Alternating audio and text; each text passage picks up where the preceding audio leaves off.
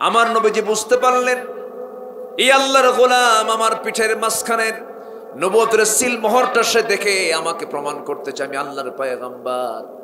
আমার নবীজি তার পিঠ থেকে চাদরটা টান দিলেন, নবুয়তের সিল মোহর মাঝখানে কালো একটা চিহ্ন, দুই পিঠের ঠিক মাঝখান বরাবর কালো চিহ্নটা দেখেই দৌড় মেরে গিয়া তার সেই কালো চিহ্নের উপরে তার ঠোঁটটা লাগায়া দিলেন, চুম্বন করে বলছেন আমাকে আর দেরি করাবেন না, এই দিনের অপেক্ষায় ছিলাম আমি, বছরের পর বছর আপনি আমাকে পড়ায়া দেন লা ইলাহা ইল্লাল্লাহ। সেই সালমান ফার্সি বললেন ইয়া রাসূলুল্লাহ পরীক্ষা খনন করতে হবে। আমার নবীজি পরীক্ষা খনন করতে নিয়া আমার নবীজি 3 দিন 4 দিন পর্যন্ত না খাওয়া ছিলেন। না খাওয়ার কারণে আমার নবীজি কোদাল মারতে পারছেন না, কষ্ট হচ্ছে, কোদাল মারবেন কেমনে, ক্ষুধার যন্ত্রণা সহ্য করতে না পেরে জুব্বার নিচে কাপড়ের নিচে তিনি পাথর বেঁধেছেন। এই পাথর বাঁধার দৃশ্যটা সাহাবেকেরা অনেকেই দেখে নাই, খেয়াল করে নাই, কিন্তু একজন সাহাবীর চোখে ধরা পড়েছে, রসুলকে তিনি খুব ভালোবাসতেন, কাছ থেকে দেখেছেন। আমার নবীজির কাছে গিয়ে বলে হুজুর আপনার ওই দৃশ্য আমার খুব খারাপ লাগে, কি আপনি পেটে পাথর বেঁধেছেন? আমার নবীজি বললেন ও জাবির তুমি আমাকে দেখলে কেমনে হুজুর? আমি আপনাকে দারুণ ভালোবাসি, টের পেয়েছি, আপনি চিন্তা করবেন না, আমি বাড়িতে যাচ্ছি, দেখি কি ব্যবস্থা করা যায় নাকি। বাড়িতে গিয়ে বউকে ডাক দে, বলে বউ আমার ছোট্ট একটা ছাগল আছে, জবাই করে দেই, রান্না বান্না করো, রসুলকে দাওয়াত খাওয়াবো। সাইয়েদনা জাবের এই কথা বলেন, স্ত্রী বলছে স্বামী আমার ছোট্ট ছাগল যেহেতু, আপনি রসুলকে যখন দাওয়াত দিতে যাবেন কানে কানে বলবেন, জোরে বলবেন না, যেন রসুল আসতে একাকী যেন চলে আসেন, দু একজনকে সাথে নিয়ে যেন চলে আসতে পারেন। আচ্ছা ঠিক আছে। জাবির আস্তে করে গিয়া নবীর কানে কানে বলছে হুজুর আমার ছোট্ট খেদমত আমি আপনার করতে চাই, আমার বাড়িতে আপনি তাশরিফ আনবেন, আপনি আমার জন্য এতটুকু করবেন, আমি আপনাকে দাওয়াত খাওয়াতে চাই, আমার একটা ছোট্ট ছাগল আছে জবাই করে রেখেছি, আমার বউ রান্না বান্না করছে, আপনি চলেন, আপনাকে যেতে হবে। আমার নবীজি চরম আনন্দিত হলেন, চরম খুশি হলেন, আস্তে করে দাঁড়ায়া হাতটা উঁচু করে বলছেন ও খন্দক যুদ্ধের সমস্ত সেনারা, আমার সাহাবীরা তোমরা কি জানো জাবির আমাদেরকে দাওয়াত দিছে। যমুনার তীরবর্তী অঞ্চল সিরাজগঞ্জ জেলার উল্লাপাড়া উপজেলার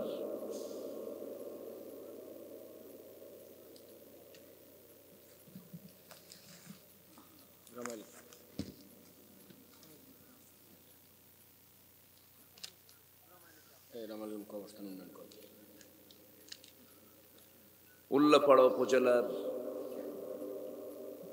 রামাইল গ্রাম কবরস্থান মাহফিল ইন্তেজামি কমিটি কর্তৃক আয়োজিত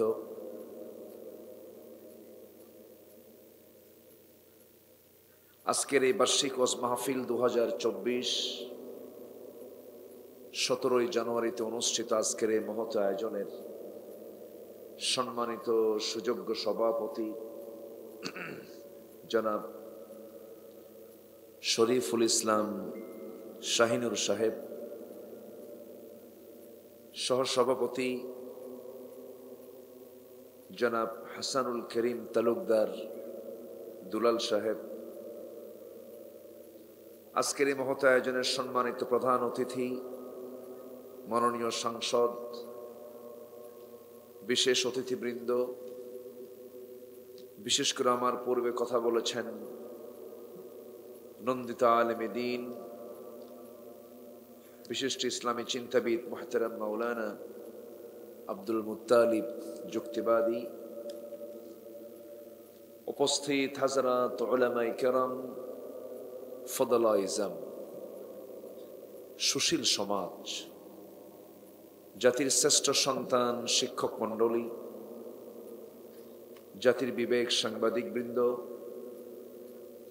সামনে উপস্থিত দূরে কাছের বিভিন্ন স্থান থেকে ছুটে আসা কালেমার ঝান্ডাবাহী, তাওহীদের পতাকাবাহী, দ্বীন ইসলামের নরসারদুল বীর মুজাহিদ, প্রাণ প্রিয় সম্মানিত দ্বীনি ভাইরা, আড়ালে বসে আছেন শ্রদ্ধেয়া সম্মানিতা মা বোনেরা, আলোচনার সূচনায় আনুষ্ঠানিকতার মধ্য দিয়ে আমার পক্ষ থেকে আবারও দিল খোলা সালাম, আসসালামু আলাইকুম ওয়া রাহমাতুল্লাহি ওয়া বারাকাতুহু।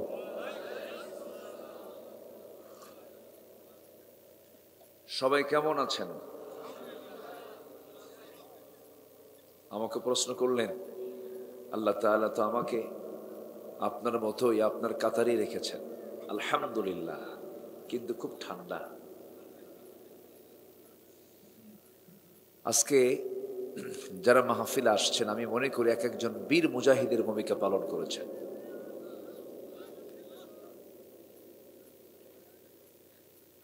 আজকে মনে হয় বেশ কিছুদিন পর হালকা একটু সূর্যের মুখটা দেখা গেছে, তাই না?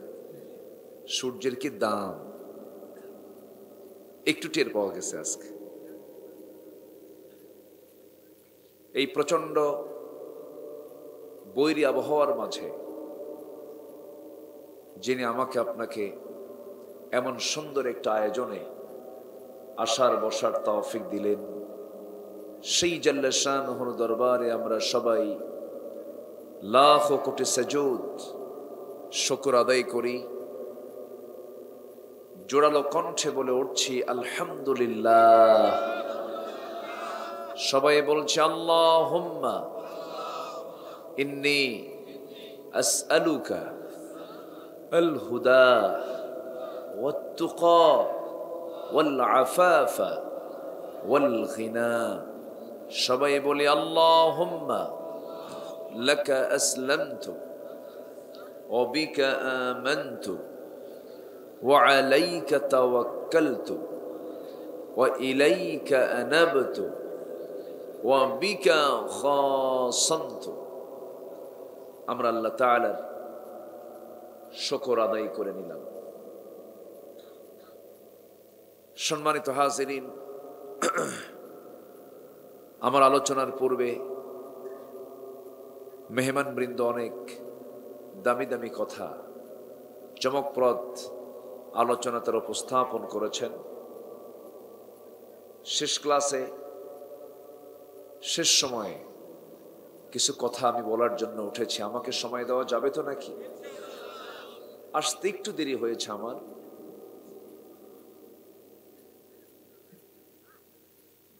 হয়তোবা আমি 9টার মধ্যে 8:30টার মধ্যে আসার কথা, একটু রাস্তায় জ্যামের কারণে, রাস্তায় কাজ চলছে তো এখন পুরো দমে, কিছু কিছু জায়গায় একটা সাইড বন্ধ করে আরেক সাইড চালু করা, একটু দেরি হয়েছে আমার। শেষ হতে যদি একটু দেরি হয় কষ্ট হবে না তো? জোরে বলি ইনশাআল্লাহ।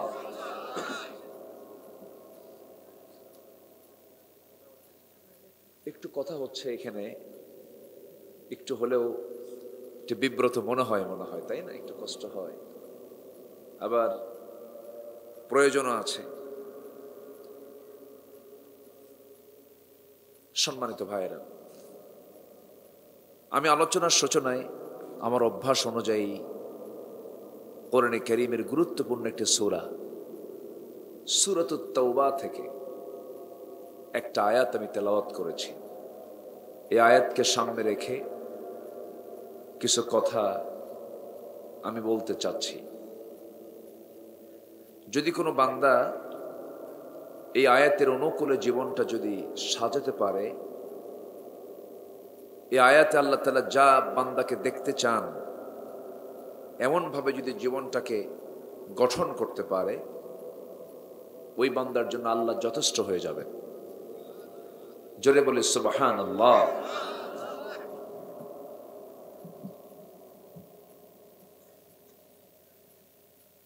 একটু কষ্ট হয়, আস্তে আস্তে আপনার মনে হয় করে ফেলেন পরে, তাই না? একটু নীরব না হলে কোরআন শুনতে গেলে আল্লাহ নিজেও শর্ত দিয়েছেন, তোমরা দুটো কাজ করো, চুপ থাকো, ওয়ানসিতু ফাসতামিউ, শোনো, চুপ থাকো। কার কথা বলেন? কার কথা বলেন তো? তাহলে ওয়াজ শোনার আগে দুটো শর্ত দিয়েছেন, সেটা হলো চুপ থাকো, শোনো। এটা কিন্তু আমি আব্দুল্লাহ আমার কথা নয়, আমার আল্লাহ তাআলার কথা। তো যাই হোক, আমরা সেখান থেকেই কথা বলবো যেখান থেকে আমি তেলাওয়াত দিয়ে শুরু করেছি। এই পৃথিবীতে দয়া, মায়া, মোহাব্বত, ভালোবাসা এগুলো কে দিয়েছেন বলেন তো? যেদিন বাপটা মারা যায়, যার বাপ মারা গেছে ধরেন, যেদিন একটা মানুষ মারা যায় সেদিন তার নিকটতম আত্মীয় স্বজনের কি অবস্থা হয় বলেন তো? ঘুম থাকে? এই যে মায়া, মানুষ যে কান্নাকাটি করে, শোক করে, কষ্ট পায়, মোহাব্বত সৃষ্টি হয়, এগুলো কার দেওয়া? আসতে বলবেন না, কার দেওয়া? আল্লাহর দেওয়া। কিন্তু যেদিন আপনার বাপ মারা গেল, সেই দিনের যে অনুভূতি, 10 দিন পর কি সেই অনুভূতি থাকে? কি হয়ে যায়? কমে যায়, থাকে না, ভুলে যায়। এই যে আল্লাহ তাআলা একটা মায়া দিয়েছেন, মোহাব্বত দিয়েছেন, আমরা যা দেখি পৃথিবীতে সমস্ত মোহাব্বত, ভালোবাসা, মায়া সব কিন্তু ক্ষণিকের জন্য, কিছু সময়ের জন্য, এগুলো হেরে যায়। কিন্তু যিনি হারাবেন না, যিনি থাকবেন, যিনি আমাকে কখনো ভুলবেন না, এবং যাকে ছাড়া আমার কোনো গতিও নাই, তিনি আমার কে? আসতে বলবেন না, তিনি আমার কে? আল্লাহ তাআলা। সে আল্লাহ তাআলা সূরা তওবার 24 নম্বর আয়াতে 8টা জিনিসের ভালোবাসা তুলে ধরে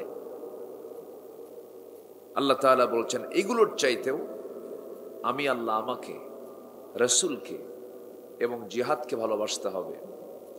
এই পরামর্শ, এই ওয়াদা, এই ওয়ার্ডার বান্দাকে কে দিয়েছেন?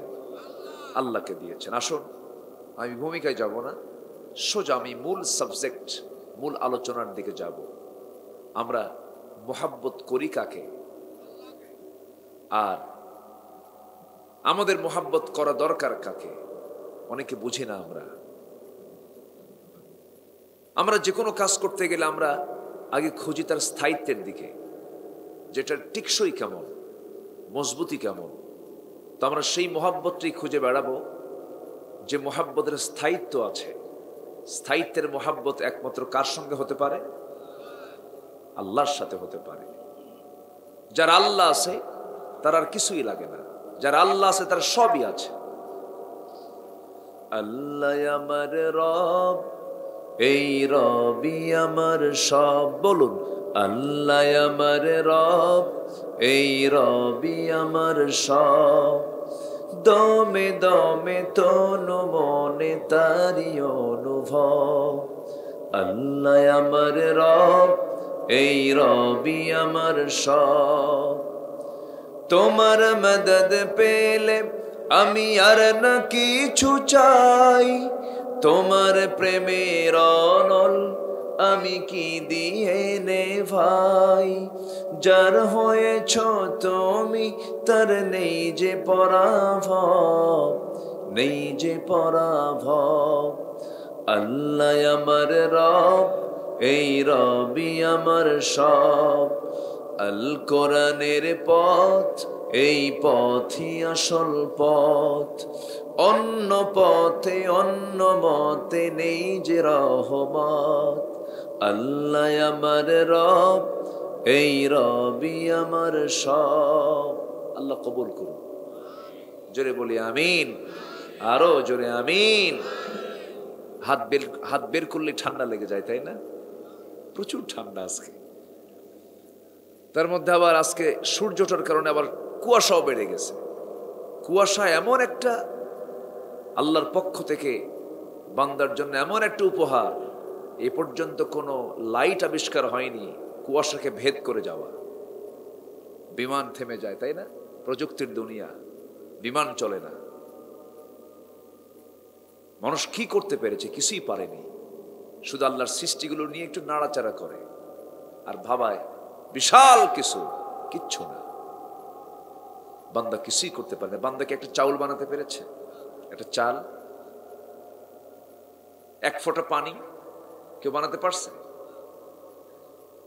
বিশাল সমুদ্রের অথই পানি কে যোগান দেন? আসতে বলবেন না, কে যোগান দেন? আকাশে মেঘ কে দেন? মেঘের ওজন আছে না নাই?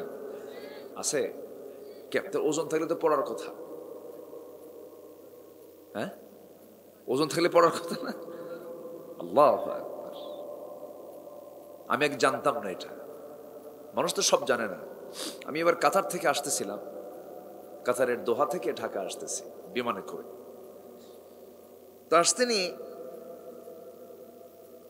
বিমানের আমি উইন্ডো সাইডে, জানালার সাইডে বসছি। দিনের বেলা, আকাশে সূর্য, মেঘের উপরে বিমান চলছে। নিচের দিকে তাকায় দেখি বিশাল মেঘমালার একটা স্তর। আমার মনে হয় কথা না বললে ভালো হয় একটু, আমার মনে হয়, তাই না? মানুষ ওই দিকে তাকায় তো যে একটু না ডিস্টার্ব বলা যাবে না, এটারও দরকার আছে। সব দিকে ব্যালেন্স, চেক এন্ড ব্যালেন্স করতে হবে। যে আমি দেখুন তো কিভাবে খেদায় দিলাম, দেখুন তো। হ্যাঁ মুরব্বী, রাগ করা যাবে না। জি জি, আল্লাহ। হ্যাঁ, আমি একটু ডিস্টার্ব করে ফেলেছি, ক্ষমা সুন্দর দৃষ্টি কামনা করছি। মানে আমার দিকেও তাকায়, ওই দিকেও তাকায়, আমি লক্ষ্য করতেছি তো যে আমার দিকে তাকান। তো আমি আসতে নিয়ে দেখি নিচের দিকে বিশাল এই মেঘমালা, যতদূর চোখ যাচ্ছে ততদূর দেখতেছে এই মেঘমালা গুলো কেমনে আল্লাহ ঝুলায় রাখছেন, এর কি ওজন আছে নাকি আমি চিন্তা করতেছি। গবেষণা করে বিজ্ঞান বলতেছে কিউমুলেনুম্বাস নামে কিছু মেঘমালা আছে যাদের ওজন হলো 10 লক্ষ টন পর্যন্ত।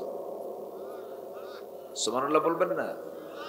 কিন্তু এই যে বিশাল ওজনের মেঘমালা ঝুলায় রেখেছেন আমার মাথার উপরে, ছেড়ে দিলেই আস্তে কয়, ছেড়ে দিলে কি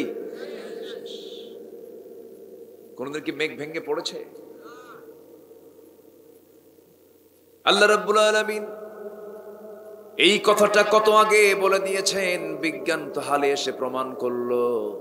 আল্লাহ রাব্বুল আলামিন আজ থেকে 1500 বছর আগে বলছেন, হুয়াল্লাযী ইউরীকুমুল বারকা খাওফান ওয়া তামআন ওয়া ইউশিস সাহাব। সূরাতুর রা'দ আয়াত নাম্বার 12। আল্লাহ রাব্বুল আলামিন বলেন, তিনি সেই মহান সত্তা যিনি আকাশে উত্থিত করেন ঘন ভারী মেঘমালা। এই আকাশে যে মেঘটা জমা করেন দুনিয়ার পানি দিয়া, সমুদ্রের পানিগুলো যখন তিনি তোলেন, লবণ তোলেন না মিঠা তোলেন? বলেন। আল্লাহ তাআলা যখন সমুদ্র থেকে পানি আকাশে তোলেন মেঘমালা আকারে, মেঘ আকারে, তখন লবণ উঠান না মিঠা পানি উঠান? আমার আপনার জমিতে কোন পানি পড়ে? বলেন, কোন পানি পড়ে? মিঠা পানি। কিন্তু মূল উৎস যেটা, পানির যে মূল উৎস হলো সমুদ্র, তাই না? সেই সমুদ্রের পানি কি লবণ না মিঠা? বলেন। লবণ। জানার দরকার আছে না এগুলো? কোরআনে এগুলো নাই? সূরা রহমান পড়েন, দেখেন সূরা রহমান আল্লাহ কি বলছেন।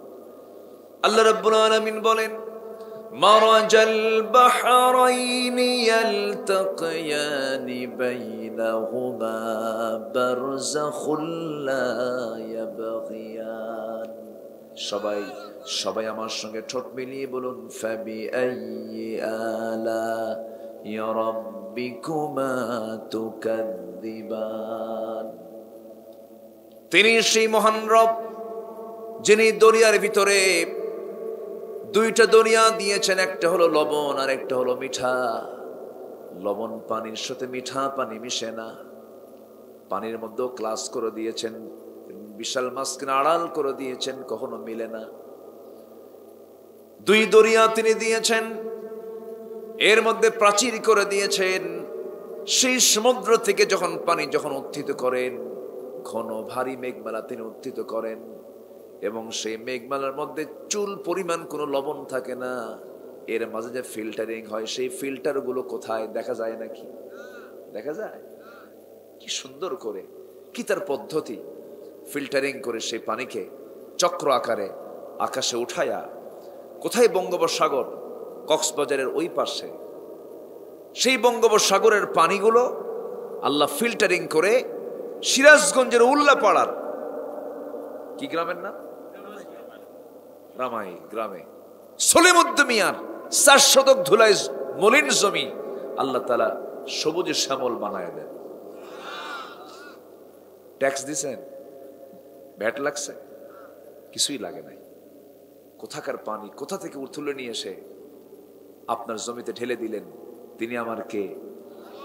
আসতে বলবেন না, তিনি আমার কে?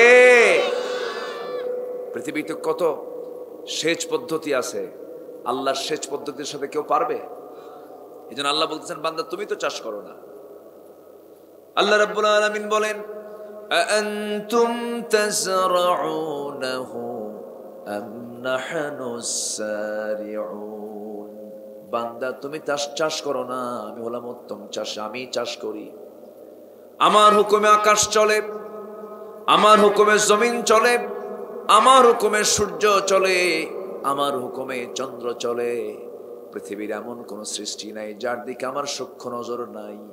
আল্লাহ বলছেন, বান্দারে, এই দুনিয়ার শুধু তুমি মানুষ, তোমার খেদমত, তোমার সমস্ত কিছু রক্ষণাবেক্ষণ আমি করি না। এর মাঝে যত প্রাণী আছে, সমস্ত প্রাণীগুলোর দিকে আমি আল্লাহ তাকাই। এই কোরআনের মধ্যে পিঁপড়া নামে সূরা আছে না নাই? বলে আছে না? সূরাতুন নামল। ফিল নামে সূরা আছে, হাতি। বাকারা মানে হলো গাভী। সূরাতুল আনকাবুত নামে সূরা আছে। আল্লাহ রাব্বুল আলামিন সমস্ত প্রাণীগুলোর দিকে তাকান, কোন প্রাণী না খেয়ে থাকে না। সমস্ত প্রাণীর রিজকের দায়িত্ব একমাত্র কার? আসতে বলবেন না, কার? আল্লাহ নিজেই বলছেন, ওয়ামা মিন দাব্বাতিন ফিল আরদি ইল্লা আলাল্লাহি রিজকুহা। জমিনে যত বিচরণশীল প্রাণী আছে, কোন প্রাণীর রিজকের দায়িত্ব আমি কাউকে দেই নাই। আমি আল্লাহ নিজেই দায়িত্ব নিয়েছি। সৃষ্টি করেছি আমি, দায়িত্ব নিয়েছি। বডি মাথা থেকে পা পর্যন্ত মূলত চালান তিনি আমার কে? আসতে বলবেন না, তিনি আমার কে?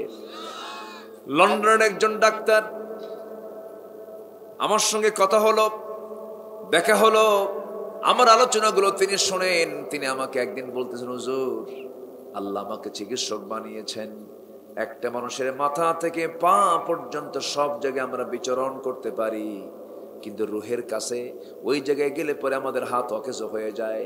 রুহ তো কারো নির্দেশ মেনে চলে না, রুহ নির্দেশ মেনে চলে কার? আসতে বলবেন না, কার? আমার প্রাণটা কার হাতে?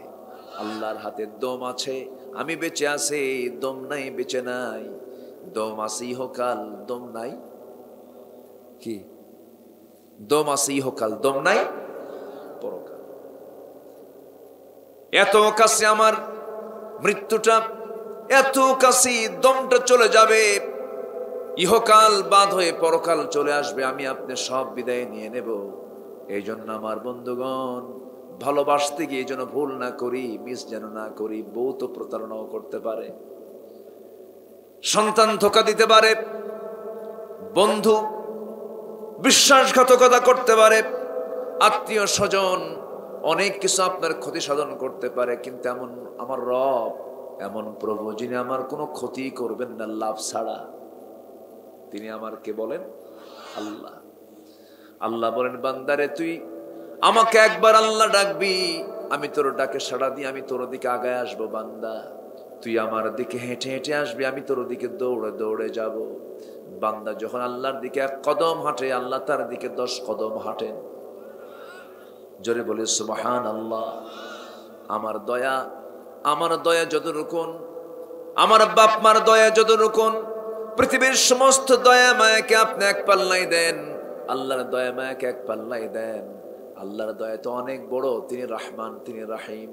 আমার বন্ধুগণ, আল্লাহ তাআলা বলেছেন, বান্দারে, আমি তোকে জান্নাত দিতে চাই, কিন্তু তুই তো জান্নাত নিতে চাস না। আমি তোর জন্য জান্নাত বেনে রেখে দিয়েছি, তুই জান্নাতের মেহমান হয়ে যাবি। আমার জান্নাতে তুই প্রবেশ করবি, শর্ত হলো, এক নাম্বার শর্ত যেটা, সেটা হলো গোলাম হয়ে যেতে হবে। কার? কার বলেন, কার? কার? আল্লাহর গোলাম হয়ে যেতে হবে। সমস্ত মায়া মোহাব্বতকে আল্লাহর জন্য উজাড় করে দিতে হবে। এই দুনিয়ায় চলতে গিয়ে মায়া মোহাব্বত কাজ করবে, কিন্তু আল্লাহর চাইতে বেশি হওয়া যাবে না, নবীর চাইতে বেশি হওয়া যাবে না।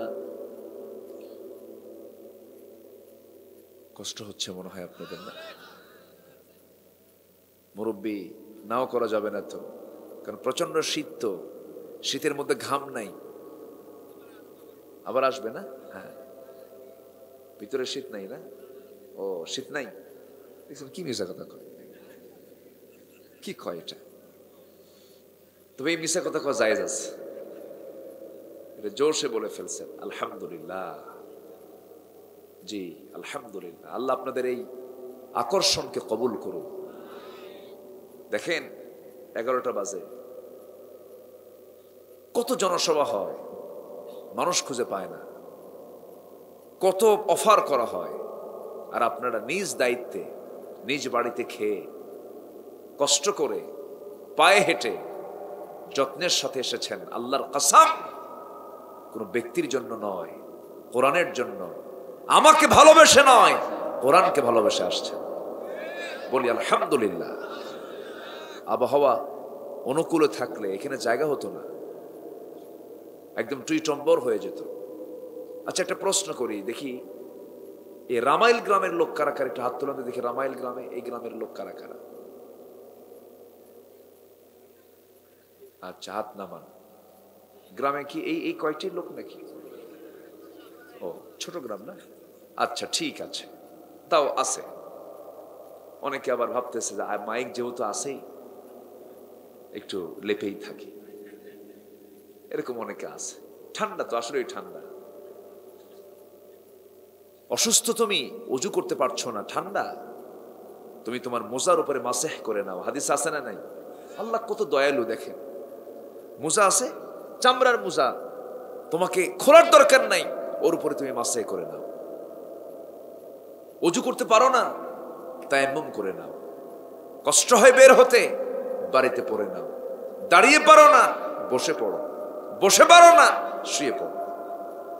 আল্লাহু আকবার বলবেন না? আজকের এই ঠান্ডার তীব্রতার কারণে আপনি যদি নাও আসতে পারতেন, মাহফিল আসার যে একটা গুরুত্ব আছে না নাই বলেন? আছে। আপনি যে আসছেন, এ তো আল্লাহর মেহেরবানি। বলি আলহামদুলিল্লাহ। সম্মানিত, আমি তো ভাবছিলাম দুলাল ভাই, আমি লোকজন পাবো কিনা আল্লাহ জানে। মা বোনরা আছে তো না? মা বোনরাও আছে। বলি আলহামদুলিল্লাহ। মায়েরা তো ফার্স্ট, লেডিস ফার্স্ট। এখন তো বিশ্ব চলছে তাদের দিয়েই, ঠিক আছে না? হেড অফিস, কি অফিস বলেন? Head office. চরম সিরিয়াস ব্যাপার। আমার দিকে তাকান, আমি আয়াতটাকে সাজায় নিচ্ছি, বোঝেন না? একটু গুছায় নিচ্ছি। আচ্ছা, বউ বড় না মা বড় বলেন তো? ভালো করে কন, একটু চিন্তা ভাবনা করে কন। বউ বড় না মা বড়? ওই যে বউ বড় কইছে, কইছে কিন্তু। আচ্ছা, মোহাব্বতটা আপনি পাইছেন আগে কার কাছে বলেন তো? বলেন কার কাছে? বিয়ে হওয়ার পরে চলে যায় কার কাছে? এই তো লাইনে আসছেন, কেমন লাইনে আসছেন না?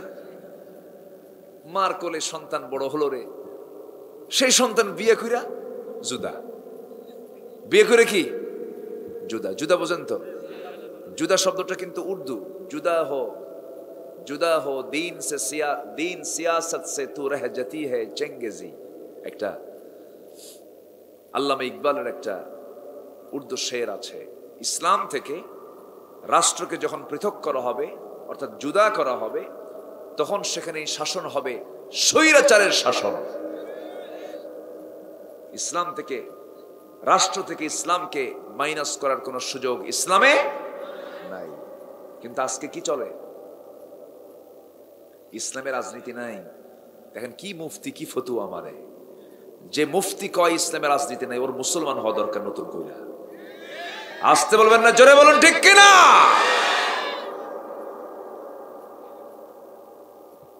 এরকমই চলবে। ও কাম সারছে। হ্যাঁ, ভালো বলবো, সব দিকেই বলবো। হক কথা বলতে হবে না? বলতে হবে কিনা বলেন? বলতে হবে। এই মাইক এত ডবল ডবল এরকম করে কেন? আমি কি একবার কই না দুইবার কই? ইকো টিকো দেওয়ার দরকার নাই, ক্লিয়ার করে না। কি যে যুগ আসলো এখন মাইকের, বুঝলেন? আগের মাইক এই চঙ্গাগুলো ভালো ছিল, এগুলো এসে আমার কাছে কেমন যেন কর্কশ কর্কশ। ইন্নানকারাল আসওয়াত লাসাউতিল হামির, সবচেয়ে বড় আওয়াজ হলো গাধার। গাধার আওয়াজ বড় না? খুব মিষ্টি লাগে না গাধার আওয়াজ? যে আওয়াজটা দেয় শোনা যায় দূর থেকে, কিন্তু আওয়াজটা কি মিষ্টি? সম্মানিত ভাইয়েরা, তাহলে বলেন এখন বউ বড় না মা বড়? ঠিক আছে তো? বউয়ের সামনে গিয়ে কইেন, তাহলে বুঝাই দেবে। হ্যাঁ, এই যে মায়া, এই যে মোহাব্বত লেগে যায়, কিন্তু এক সময় কি বউ থাকে? মরে গেলে আজ থেকে থাকে? মাও না, মরে গেলে থাকে? কেউ থাকে না। একটু একা একা ভাবতে হয়। আল্লাহ তাআলা ভাবুক হতে বলেছেন। আফালা তাআকিলুন, তোর কি আকল নাই? তুই কি বুঝিস না? মাঝে মাঝে আল্লাহ তাআলা এই প্রশ্নগুলো কোরআনে করেছেন। একটু ভাবা উচিত, ভাবুক হওয়া উচিত। একটু আকাশের দিকে তাকানো উচিত, জমিনের দিকে একটু তাকানো উচিত। গরু তাকায় না, গরু খায় আর ঘুম পাড়ে। খায় আর কি? রাতের বেলা ঘুমায় আর চাবায়। কিন্তু মানুষকে চিন্তাশীল হতে বলেছেন। আল্লাহ বান্দাকে দুইটা গুণ দেখতে চান। যারা পারেন ঠোঁট মিলে আমার সঙ্গে বলুন, الذين يذكرون الله قياما وقعودا وعلى جنوبهم ويتفكرون في خلق السماوات والأرض ربنا ما خلقت هذا باطلا سبحانك فقنا عذاب النار। জোরে বলুন আল্লাহু আকবার। আল্লাহ বলছেন, বান্দারে, এই আসমান সৃষ্টিতে, জমিন সৃষ্টির মধ্য দিয়ে যারা চক্ষুওয়ালা, যারা বিচক্ষণ, তাদের জন্য এর মধ্যে নিদর্শন রয়েছে। যারা জিকির করে আল্লাহ তাআলার, দাঁড়িয়ে থেকে, বসে থেকে, শয়নে স্বপনে, এবং ওয়াতাফাক্কারুন, গবেষণা যারা করে আল্লাহর সৃষ্টিরাজি নিয়ে, শেষ পর্যন্ত বলে, আল্লাহ যা তুমি সৃষ্টি করেছো কোনোটা অবান্তর সৃষ্টি করো নাই, কোনো না কোনো কাজের জন্য বানিয়ে দিয়েছো। জোরে বলি সুবহানাল্লাহ। আমার বন্ধুগণ, ডাব গাছই ডাব ধরে। ডাব গাছ আকারে বড় না, বট গাছ আকারে বড়? বলেন বলেন বলেন বলেন বলেন, কোন গাছটা বড়? বটবৃক্ষ অনেক বড় বৃক্ষ, ডাব গাছটা সেই তুলনায় খুবই ছোট একটা গাছ। আমার বন্ধুগণ, চিন্তা করতেছেন, বটবৃক্ষ এত বড় গাছ, খামাখা কোনো ফল নাই, ছোট্ট একটা ফল কেন দেওয়া হলো? আপনি ফিকির করলেন, চিন্তা করলেন, এত ছোট্ট একটা গাছ, বট গাছের তুলনায় ডাব গাছে এত সুন্দর ফল ধরেছে। যদি এরকম কোনো ফল বটবৃক্ষে থাকতো, কত মানুষ খেতে পারত? এই চিন্তা করতে করতে, রূপ করতে বলছি, এক সলিমদ্দি বট গাছের নিচে ঘুমাচ্ছিল। চিন্তা করতে করতে হঠাৎ করে তার নাকের ডগায় এসে একটা, ওই বটবৃক্ষের একটা ফল এসে পড়েছে। তৎক্ষণাৎ সে চিন্তা করলো, এই ফলটা যদি ডাব হতো, কি বুঝতেছেন? কি হতো? ডাব হতো। নাক কি থাকতো? নাক কই যেত?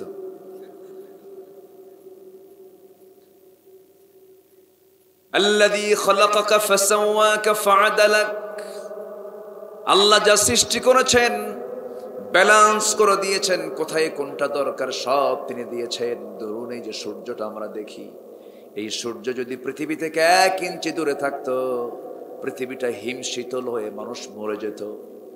আবার যদি সূর্য যদি পৃথিবীর কাছে 1 ইঞ্চি কাছে চলে আসতো, পৃথিবী জ্বলে পড়ে সারকার হয়ে যেত। কয় ইঞ্চি? খালি কয় ইঞ্চি? কি মেজারমেন্ট আল্লাহ তাআলা! কোথাও কোনো গ্যাপ রাখেননি তিনি। এই জন্য আল্লাহ বলছেন, বান্দারে গবেষণা কর, চিন্তা কর। চিন্তা যদি করতে পারিস, জিকির শুধু করলে হবে না, ফিকিরও করবি। জিকির করবি, ফিকির করবি, আমাকে তুই পেয়ে যাবি রে বান্দা। আমার সঙ্গে একবার মায়া লেগে গেলে, মোহাব্বত লাগলে পৃথিবীর কোনো মায়া তোকে আকৃষ্ট করতে পারবে না। আল্লাহর নাম নিতে গিয়ে যদি কোনো বান্দা একবার মজা পেয়ে যায়, পৃথিবীর কোনো মজা তাকে আর আনন্দ দিতে পারে না। নবীর প্রতি কারো যদি মোহাব্বত হয়, পৃথিবীর কোনো নেতার প্রতি তার কোনো মোহাব্বত আসবে না।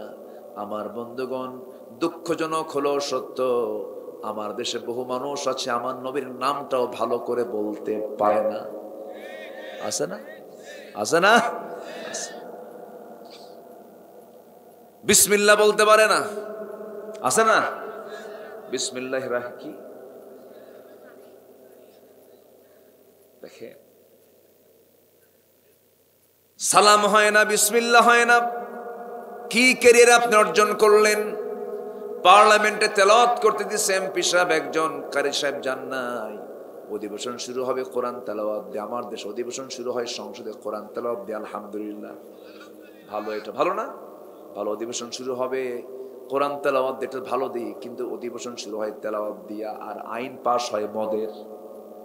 ঠিক আছে না? কি বিসমিল্লাহ মদ, বিসমিল্লাহ কি? আমার বন্ধুগণ, আল্লাহ তাআলা কোন মূর্খ বান্দাকে জান্নাত দিবেন না। এটা কড়া করে কথা বলতেছে, রাগ করা যাবে না। কিন্তু কোন মূর্খের জন্য জান্নাত নাই। আল্লাহ তাআলা কোন অজ্ঞ জাহেলকে জান্নাত দিবেন না। আল্লাহ দিবেন জ্ঞানী বান্দাকে জান্নাত। হয়তো ভাববেন, হুজুর আমি তো ভার্সিটি পড়ি নাই, কলেজে পড়ি নাই, মাদ্রাসায় পড়ি নাই। এই জ্ঞানী হওয়ার জন্য মাদ্রাসাও লাগবে না। এই জ্ঞানী হওয়ার জন্য ইউনিভার্সিটি কোনো সার্টিফিকেট লাগবে না। এই জ্ঞানটা কতটুকুন জ্ঞান? এই জ্ঞানটা ততটুকুন জ্ঞান জীবন চলার জন্য। ধরুন আপনি মাছ কিনতে গেছেন, কোনটা বাসি, কোনটা পচা, কোনটা ভালো, এই জ্ঞান কে দিয়েছেন? আসতে বলবেন না, কে দিয়েছেন? একটা মাছ আপনি যেমন চিনেন কোনটা বাসি কোনটা টাটকা, তেমন এই জাগতিক জীবনে চলতে গিয়ে আপনাকে এই জ্ঞান অর্জন করতে হবে, কোনটা হারাম কোনটা হালাল, কোনটা ন্যায় কোনটা অন্যায়, কোনটা বৈধ কোনটা অবৈধ। এটা জানার জন্য ন্যূনতম যতটুকু জ্ঞান দরকার, সেই কোরআনের জ্ঞান সবার জন্য জানা ফরজ। জানা কি ফরজ? ফরজ মানে কি জানেন? ইমার্জেন্সি। ইমার্জেন্সি জানতেই হবে, জানতেই হবে, যেভাবেই হোক জানতে হবে। আমার বন্ধুগণ, দুঃখ লাগে ভালো বন্ধু আমরা নির্বাচন করতে পারি না। যার একটা ভালো বন্ধু আছে সে বড় ভাগ্যবান, যার একটা আল্লাহওয়ালা বন্ধু আছে সে বড় ভাগ্যবান। এই জন্য বলছি, একটা ভালো বন্ধু কিয়ামতের দিনেও কাজে লাগবে। সুবহানাল্লাহ, কিয়ামতের দিনেও কাজে লাগবে। যে সমস্ত বান্দাগুলো জান্নাত পেয়ে যাবে, আল্লাহ এই সমস্ত বান্দাগুলোকে ডাক দিয়ে বলবেন, বান্দারে এই জাগতিক জীবনে চলতে গিয়ে তোর যে বন্ধু বান্ধব গুলো ছিল তাদের কথা মনে আছে নাকি? হ্যাঁ মনে আছে আল্লাহ। আজকে তোকে শুধু জান্নাত দেব না, যা তুই মনে মনে করে তোর বন্ধুদেরকে খুঁজে বের কর, তারা সহ তুই জান্নাতে চলে যা। চোর না, কিন্তু চোর বন্ধু না। আমার বন্ধুগণ, এই জন্য আপনার পরিবেশ, আপনার চালচলন, আপনার স্বভাব সুন্দর করে সেটআপ দিতে হবে, সাজিয়ে নিতে হবে। আপনার বন্ধুটা কে হবে এটাও আপনি মাথায় নিবেন। খারাপ কোনো জনকে আপনি বন্ধু বানাতে পারেন না। আপনি বিড়ি খান না, বিড়িখোর যদি বন্ধু হয় আপনাকে গাঁজা খাওয়া শেখাবে। আমি কি ভুল বলতেছি? ভুল বলতেছি আপনাকে? এই জন্য নেক বন্ধু তালাশ করবেন, ভালো বন্ধু তালাশ করবেন, কাজে লাগবে। এই দুনিয়ার সম্পর্ক যার সঙ্গে গড়বো আমরা একমাত্র গড়বো হলো আখিরাতের জন্য, পরকালের জন্য আমরা সম্পর্ক গড়বো। আমার বন্ধুগণ, জান্নাতের মধ্যেও কিন্তু হাট বসবে, সমস্ত জান্নাতীরা সেখানে হাটে যাবে। হাটে কিন্তু একটা মজা আছে, মজা আছে না চাচা? হাটে না লাগলে কিন্তু ভালো লাগে না। সপ্তাহের হাট আছে না, এরকম আছে না? বাজার না লাগলেও বাজারে যাওয়ার মতো একটা মন তৈরি হয়, একটু যাই, একটু হাটে যাই, এরকম হয় না? এরকম হয় না? এটা বেশি মনে হয়েছিল করোনার সময়। করোনা মনে আছে? মনে আছে আপনাদের? করোনার সময় মানুষ হাটে যায় আর পুলিশের দিকে দৌড়ায়। কি আল্লাহর সময়টা পার করে দিয়েছেন সেই সময়। লন্ডন একটা ভুতুরে নগরী হয়ে গেছে লন্ডন সে সময়। শিকাগো, ওয়াশিংটন ডিসি, একটা রাস্তায় ভূতও নাই, বিমানের চাকা অকেজো হয়ে গেছে। মনে আছে? মনে আছে আপনাদের? মনে আছে? আল্লাহ কি না পারেন। কিন্তু কি পরিবর্তন হলো? পরিবর্তন কিচ্ছু না। রাশিয়া আর ইউক্রেন মারামারি লাগছে, কোনো পরিবর্তন হয়েছে? কিছুই না। আমার বন্ধুগণ, একটু কান লাগাবেন, আমার কথার ধরনটা একটু ভিন্ন টাইপের। মনোযোগ দিয়ে কথাগুলো শুনি আমরা। এই যে জাগতিক জীবনে আমরা চলে যাচ্ছি, সময়গুলো পার হয়ে যাচ্ছে, কিন্তু আমার মূল লক্ষ্য কিন্তু নষ্ট করা যাবে না। মূল লক্ষ্য কেউ নন, মূল লক্ষ্য হচ্ছে আমার আল্লাহকে খুঁজে পাওয়া, আমার আল্লাহর কাছে চলে যাওয়া, আল্লাহর সঙ্গে সম্পর্ক গড়া, আল্লাহ কেন্দ্রিক জীবন গড়া, আল্লাহকে নিয়ে ভাবা, রসুলকে নিয়ে ভাবা। এই ভাবনা করতে করতে যে বান্দা দুনিয়া থেকে বিদায় হয়ে যাবে, তার জন্য আল্লাহ নিজে হয়ে যাবেন। জোরে করুন সুবহানাল্লাহ। আমার ভাইরা, ওই আয়াতে আল্লাহ তাআলা কি বলছেন? আগের আয়াতে আল্লাহ রাব্বুল আলামিন ঈমানদারকে লক্ষ্য করে ডাক দিচ্ছেন। সূরাতুত তাওবা 23-24, 23-24 মিলায় নেবেন। সূরাতুত তাওবা 23-24, এই দুটো আয়াত আজকে আমি আপনাদেরকে মুখস্থ করায় দেব ইনশাআল্লাহ। জোরে বলি ইনশাআল্লাহ। সূরা তাওবা কত? 23-24। আল্লাহ রাব্বুল আলামিন ঈমানদারকে ডাক দিয়ে বলছেন, ইয়া আইয়ুহাল্লাযীনা আমানু লা তাত্তাখিযু আবাআকুম ওয়া ইখওয়ানাকুম আউলিয়া ইন ইসতাহাব্বুল কুফরা আলাল ঈমান ومن يتولهم منكم فأولئك هم الظالمون।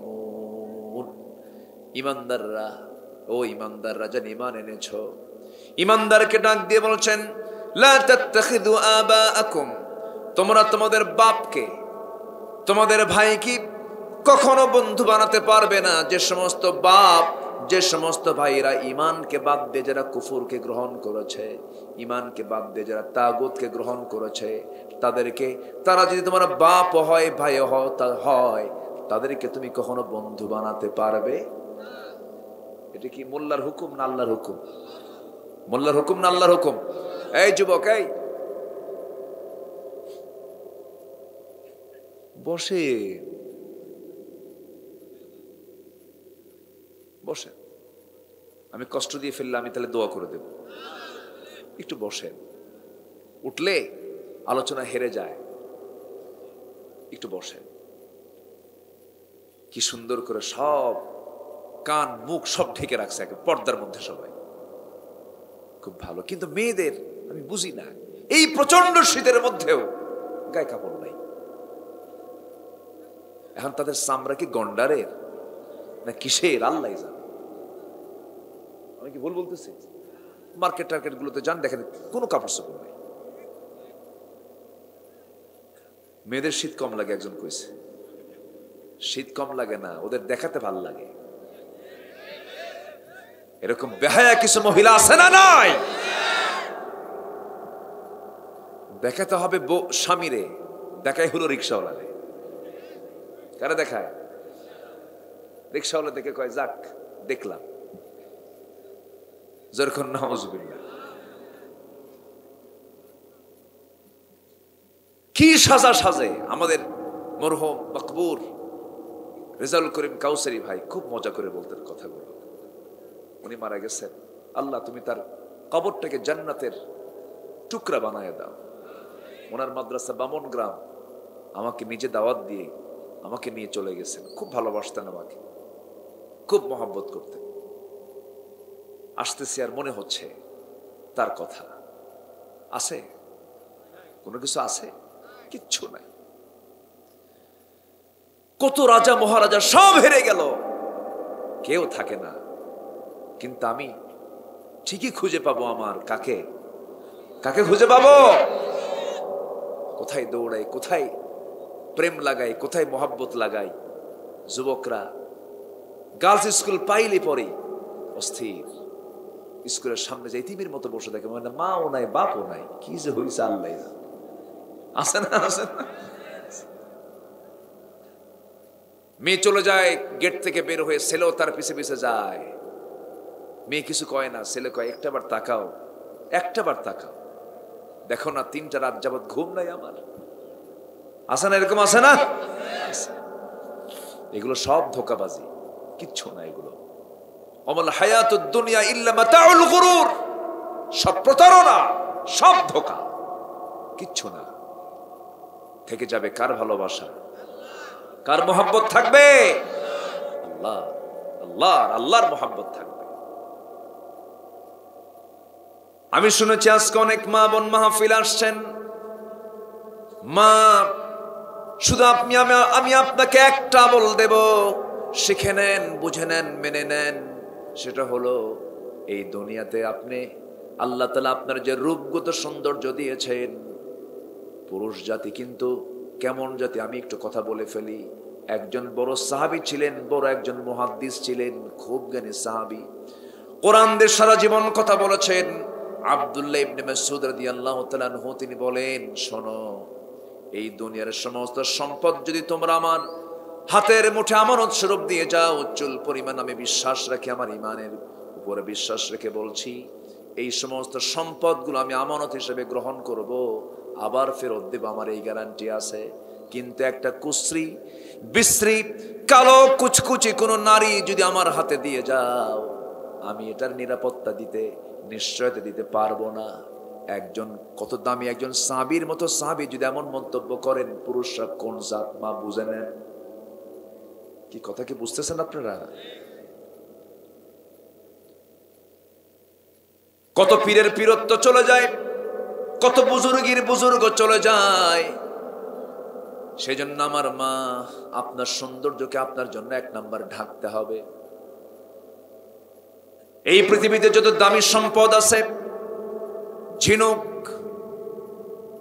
সমুদ্রের তলদেশে থাকি, ঝিনুকের পেটে মুক্তা থাকে, মুক্তা থাকে ঝিনুকের পেটে, পর্দার মধ্যে থাকে। দামি দামি যত জিনিস আপনি দেখবেন সব পর্দার মধ্যে থাকে। দামি দামি ফলমূলগুলো আল্লাহ তাআলা পর্দার মধ্যে রেখে দিয়েছেন। আপনি লিচু খাবেন, সুন্দর প্যাকেট, আপনি আম খাবেন, সুন্দর প্যাকেট। এই প্যাকেটটা খুলে নিয়ে যদি কোনো ফল বিক্রেতা যদি আম বেচতে নিয়ে বসে, কাস্টমার আসবে না, পায়খানার মাছি আসবে, কেউ টাকা দিয়ে কিনবে না, খাবে না। তেমনই মা, আপনি যখন বাইরে বের হবেন, এই পৃথিবীর সবচেয়ে দামি সম্পদ হচ্ছে না, আপনি আপনার মাথা থেকে পা পর্যন্ত আপনার ঢেকে বের হতে হবে। যে পুরুষ বলে মেয়েদের মাথার চুলে কোনো আকর্ষণ নাই, ওর পুরুষত্বের সমস্যা। যে মেয়ের কথার মধ্যে আকর্ষণ নাই, যে পুরুষ বলে তার পুরুষত্বের মধ্যে সমস্যা আছে। একটা নারীর মাথার চুল থেকে শুরু করে নিয়ে পার গোড়ালি পর্যন্ত এমন কোন অঙ্গ নাই যে অঙ্গটা পুরুষের জন্য আকর্ষণ করে দেন নাই। এই আকর্ষণটা করে দিয়েছেন তিনি আমার কে। স্বামী তার স্ত্রীর দিকে তাকাবি, বিশাল সওয়াব আল্লাহ রাব্বুল আলামিন তার আমলনামায় দিয়ে দিবেন। কোন স্ত্রী যদি স্বামীর দিকে তাকায়, একটা মুস্কি হাসি মারে, আল্লাহ তাআলা তাকে নফল নামাজের সওয়াব দিয়ে দেন। জোরে বলুন সুবহানাল্লাহ। কোন স্ত্রী যদি সকালবেলা স্বামীকে অসন্তুষ্ট করে, সন্ধ্যা পর্যন্ত ফেরেশতারা তার জন্য লানত করে। জোরে বলুন নাউযুবিল্লাহ। কোন স্ত্রী যদি স্বামীর ব্যাপারে খারাপ বলে, কোন স্ত্রী যদি স্বামীর ব্যাপারে যদি বলে খারাপ, চরিত্রহীন, বাস্তব যদি হয়ে যায় আল্লাহ তখন ওই বান্দাকে খারাপই বলবেন। এই জন্য স্বামীর কাছে স্ত্রী ভালো হওয়া দরকার, স্ত্রীর কাছে স্বামী ভালো হওয়া দরকার। রাসূল বলেছেন, তোমরা যারা তোমাদের স্ত্রীর কাছে ভালো, ওই বান্দা আল্লাহর কাছে ভালো। তোমরা যারা মহিলা সাহাবী স্বামীর কাছে ভালো, সেই বান্দি আল্লাহর কাছে ভালো। এই জন্য আপনার স্বামীর সামনে আপনি ওপেন হয়ে যান, কোনো সমস্যা নাই। একজন নারী স্বামী ছাড়া বাকি পৃথিবীর সব মানুষের সঙ্গে দেখা করতে গেলে অবশ্যই তার শালীন পোশাক পরার দরকার আছে না নাই? আসতে বলবেন না, আছে না নাই? পুরুষের ড্রেস কোড হলো নাভি থেকে হাঁটুর নিচ পর্যন্ত ড্রেস কোড, এটাকে ঢাকা হলো ফরজ। আর মেয়েদের ঢাকা ফরজ হলো মাথা থেকে পা পর্যন্ত। তবে মুখের ব্যাপারে 17 আওতা মুক্ত করা হলেও, মুখ যদিও 17 আওতা মুক্ত, কারণ মুখে নাক আছে, মুখে এই ফেসে মুখ আছে খাওয়ার জন্য, নাক আছে ঘ্রাণ নেবার জন্য, অক্সিজেন নেবার জন্য, চোখ আছে দেখার জন্য, তিনটা এসেনশিয়াল, তিনটাই লাগে, এই জন্য মুখটা বের করতে পারবে। কিন্তু ফিতনা যদি হয়, ফিতনার আশঙ্কা যদি হয়, সেই সময় তাকে মুখটাও ঢাকতে হবে। এটা হলো ইসলামের বিধান। কিন্তু আজকে মেয়েরা ঢাকতে ভালোবাসে না দেখাতে ভালোবাসে? বলেন, ঢাকতে না দেখাতে? দেখাতে ভালোবাসে। সারা বছর বোরকা পরে, বিয়ের দিন বিয়ের অনুষ্ঠানে বোরকা ছাড়ে, ঠিক আছে না? বিয়ের অনুষ্ঠানে বোরকা ছাড়ে, হাতে গলায় সব জায়গায় বাবার দেওয়া গহনাগুলো পরে, স্বামীর দেওয়া গহনাগুলো গাথা গাথা পরে, ভরি ভরি সোনার গহনাগুলো পরে, সারা বছর বোরকা পরছে। বিয়ের অনুষ্ঠানের দিন বোরকাগুলো ছেড়ে গহনাগুলো পরে, স্বামীকে দেখানোর জন্য না সবাইকে দেখানোর জন্য? মাঝে মাঝে আবার হাত এরকম করে দেখো দেখো, আছে না, আছে না? মোশন দেখেন না, এগুলো করা যাবে না। স্বামীকে দেখেন আপনি তৃপ্তি মতো। এই দুনিয়াতে আপনি একজন নারী, পরপুরুষের নজর থেকে আপনি নিজেকে পরহেজ রাখবেন। আল্লাহর কসম করে বলি, আল্লাহ তাআলা আপনার জন্য জাহান্নামটা হারাম করে জান্নাত দিয়ে দিবে। মায়েরা কি আলোচনা শুনতেছে? আমার বন্ধুগণ, কথার তো কোনো থা নাই, বিভিন্ন দিকে বিভিন্ন লাইনে চলে যাই, মূল লাইনের দিকে আবার চলে আসি। ইমানদারকে ডাক দিয়ে বলেছেন, তোমাদের যেন সেই পিতা সেই ভাই যেন প্রিয় না হয়, বন্ধু না হয়। যদি সেই ইমানকে বাদ দিয়ে কুফুরকে গ্রহণ করে, তাহলে আমার কাছে ইমান বড় না ভাই বড়? আসতে কয়। কিন্তু ভাইয়ের নাম যদি ইমান আলী হয়, কে করে? নাম হলো খোকা মিয়া, বয়স হলো 90 বছর, এখনো খোকায় আছে। নাম দিয়ে তো কোনো কাজ হবে না। আল্লাহ তাআলা কাম চান। এই জন্য আমার ভাই বড় না ইমান বড়? আমার বাপ বড় না ইমান বড়? দুঃখ বুকটা ফেটে যায়। আমার দেশে অসংখ্য ফ্যামিলি আছে, এক ফ্যামিলিতে 4 ভাই 4 দল করে। মানে দেশে যত দল আছে, ওদের ভাইয়ের মধ্যে তত দল আছে, আছে না? মুনাফিক কারে কয়? মুনাফিক কাকে বলে? চিন্তা করে। যত দল, সব দল ভাইরা করে, আবার চাচাতো ভাইদের মধ্যে ভাগ করে দেয়, তুই ওই দল কর। যখন কোনো সমস্যা হয়, সব সমস্যা নিয়ে সবাই মিলে বসে, শোন, তোর দল এখন ক্ষমতায়, দেখিস আমার দিকে 5 বছর নজর দিবি। আবার যখন আমরা ক্ষমতায় আসবো, তোর দিকে নজর দেব। এটা কি এই আয়াতের সঙ্গে মেলে নাকি? এতের সঙ্গে মেলে? ওরা কি জান্নাত না জাহান্নাম কোন তো? আমার বন্ধুগণ, আল্লাহ বলছেন, শোনো, ইমানের সঙ্গে কোনো আপোষ নাই। ইমান নাই, বাবাকে বন্ধুত্বের প্রাচীরে নেওয়া যাবে না। তবে বাবার সঙ্গে নাফরমানি করা যাবে না, বাবার সঙ্গে খারাপ আচরণ কিন্তু করা যাবে না। বাপ যদি কাফের হয়, খারাপ আচরণ করার কোনো সুযোগ নাই। মা যদি চরিত্রহীনাও হয়, কোনো কথা বলা যাবে না।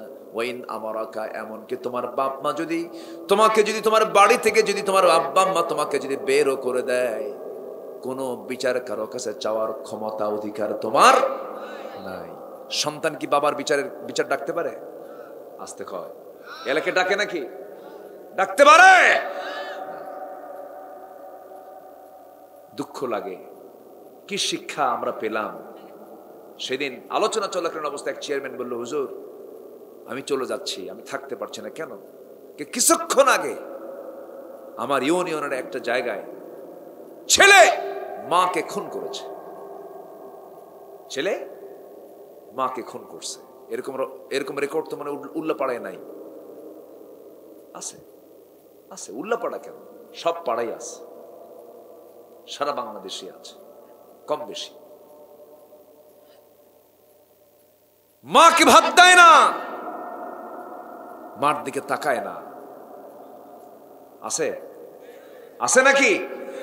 বিয়ার আগে ভালোই থাকে, বিয়ার আগে ভালোই থাকে, বিয়ার পরে বলেন মা বড় না বউ বড়? মাহফিলে মা বড় আর বাড়িতে বউ বড়, এটা কম। হুজুর মাহফিলে আসছে এখন মা বড়, বাড়িতে বউ বড়। আমার ভাইয়েরা, আমার বন্ধুগণ, এই যে মোহাব্বত, এই যে ভালোবাসা, সব হতে হবে আল্লাহর জন্য। কার জন্য? আল্লাহর জন্য হলে সব ঠিক হয়ে যাবে, কোনো সমস্যা হবে না। তখন আপনার ভালোবাসার একটা ব্যালেন্স থাকবে, মোহাব্বতের একটা ব্যালেন্স থাকবে। মাকে মার লেভেলে রাখবেন, ছেলেকে ছেলের লেভেলে রাখবেন, মেয়েকে মেয়ের লেভেলে রাখবেন, এরপর বোনকে বোনের জায়গায় রাখবেন, ভাইকে ভাইয়ের জায়গায় রাখবেন, কোনো সমস্যা হবে না। আল্লাহ তাআলা সবগুলো নামই ধরেছেন এখানে, ছেলে, বাপ, ভাই, স্ত্রী সব ধরেছেন। দেখেন আয়াতগুলো আমি মিলাই দিচ্ছি। আমার ভাইয়েরা, আমি যে কোরআন থেকে কথা বলছি, রাগ করতেছেন না তো আপনারা? আমি কিন্তু আয়াতের বাইরে যাচ্ছি না।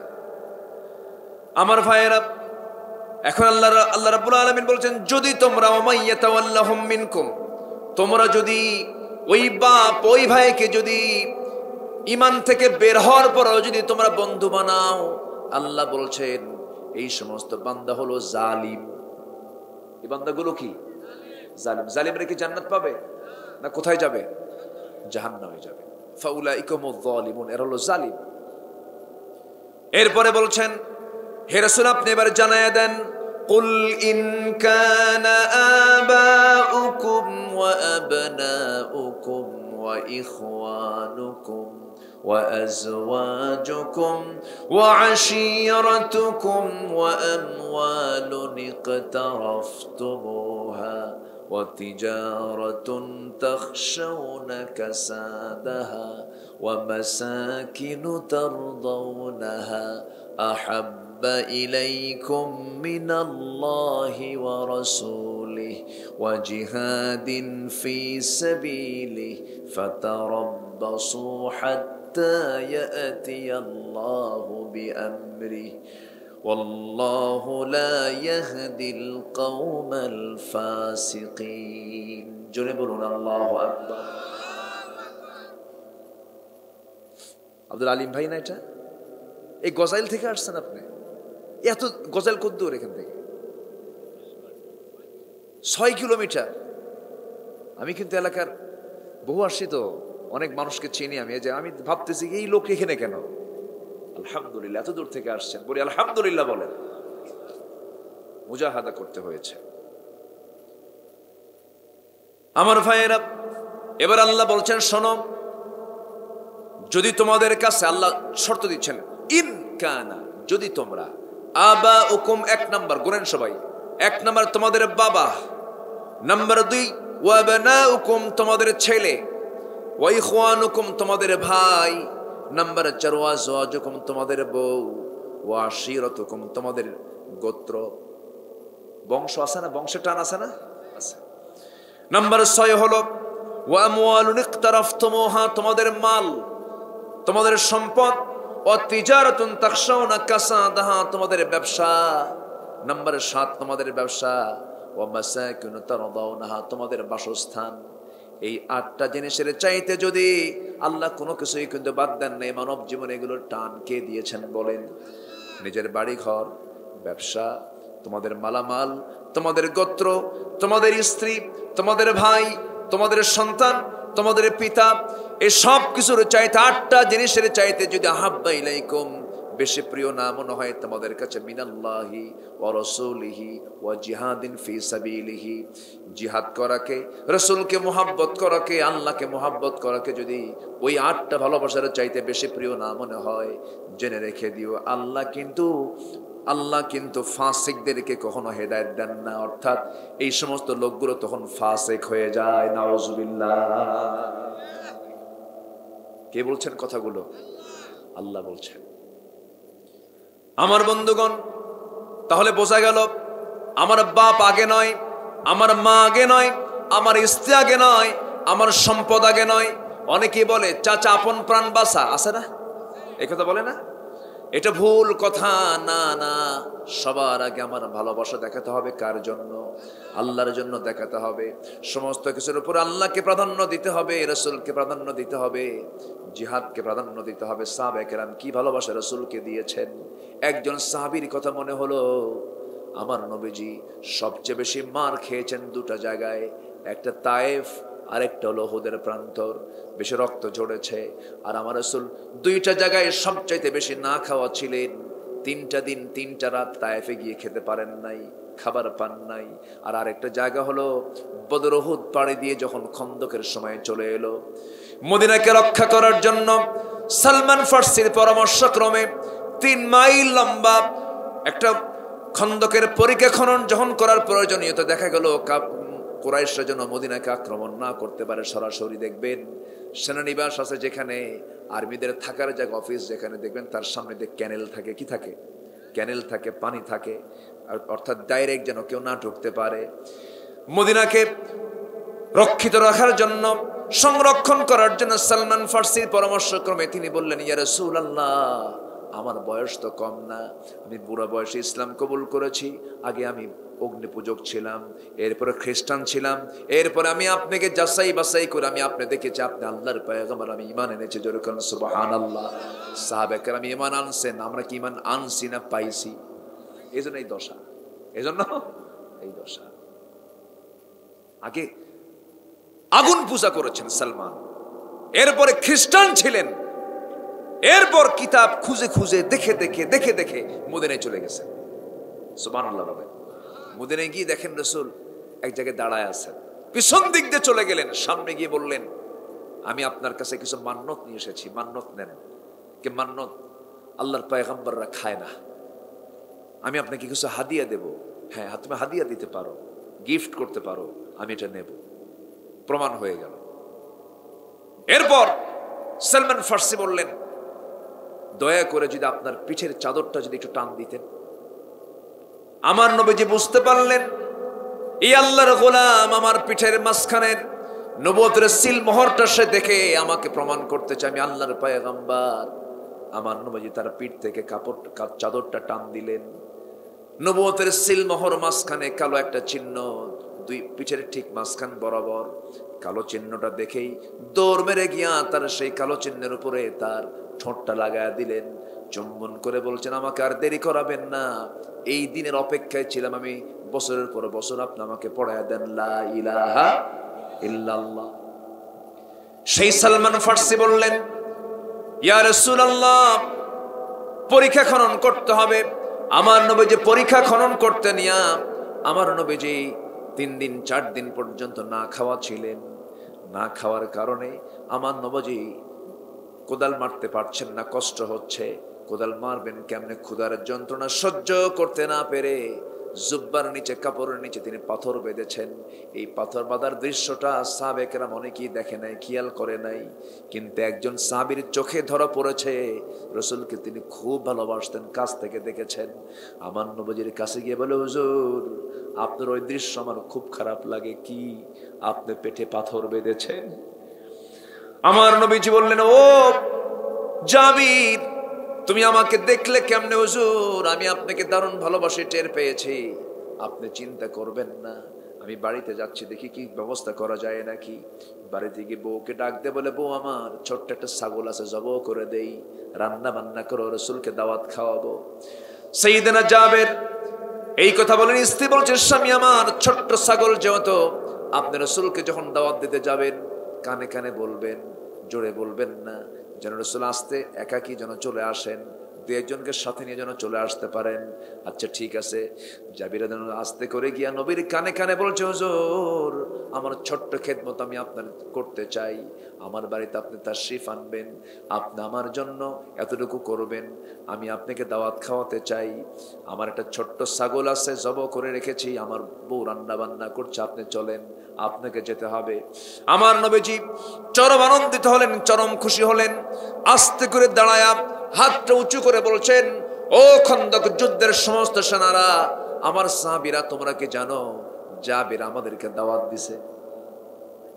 সুবহানাল্লাহ বলবেন না? ছাগল কয় কেজি? কয়েক কেজি ওজনের ছোট্ট ছাগল। এইদিকে রাসূল সবাইকে দাওয়াত দিয়ে দিলেন।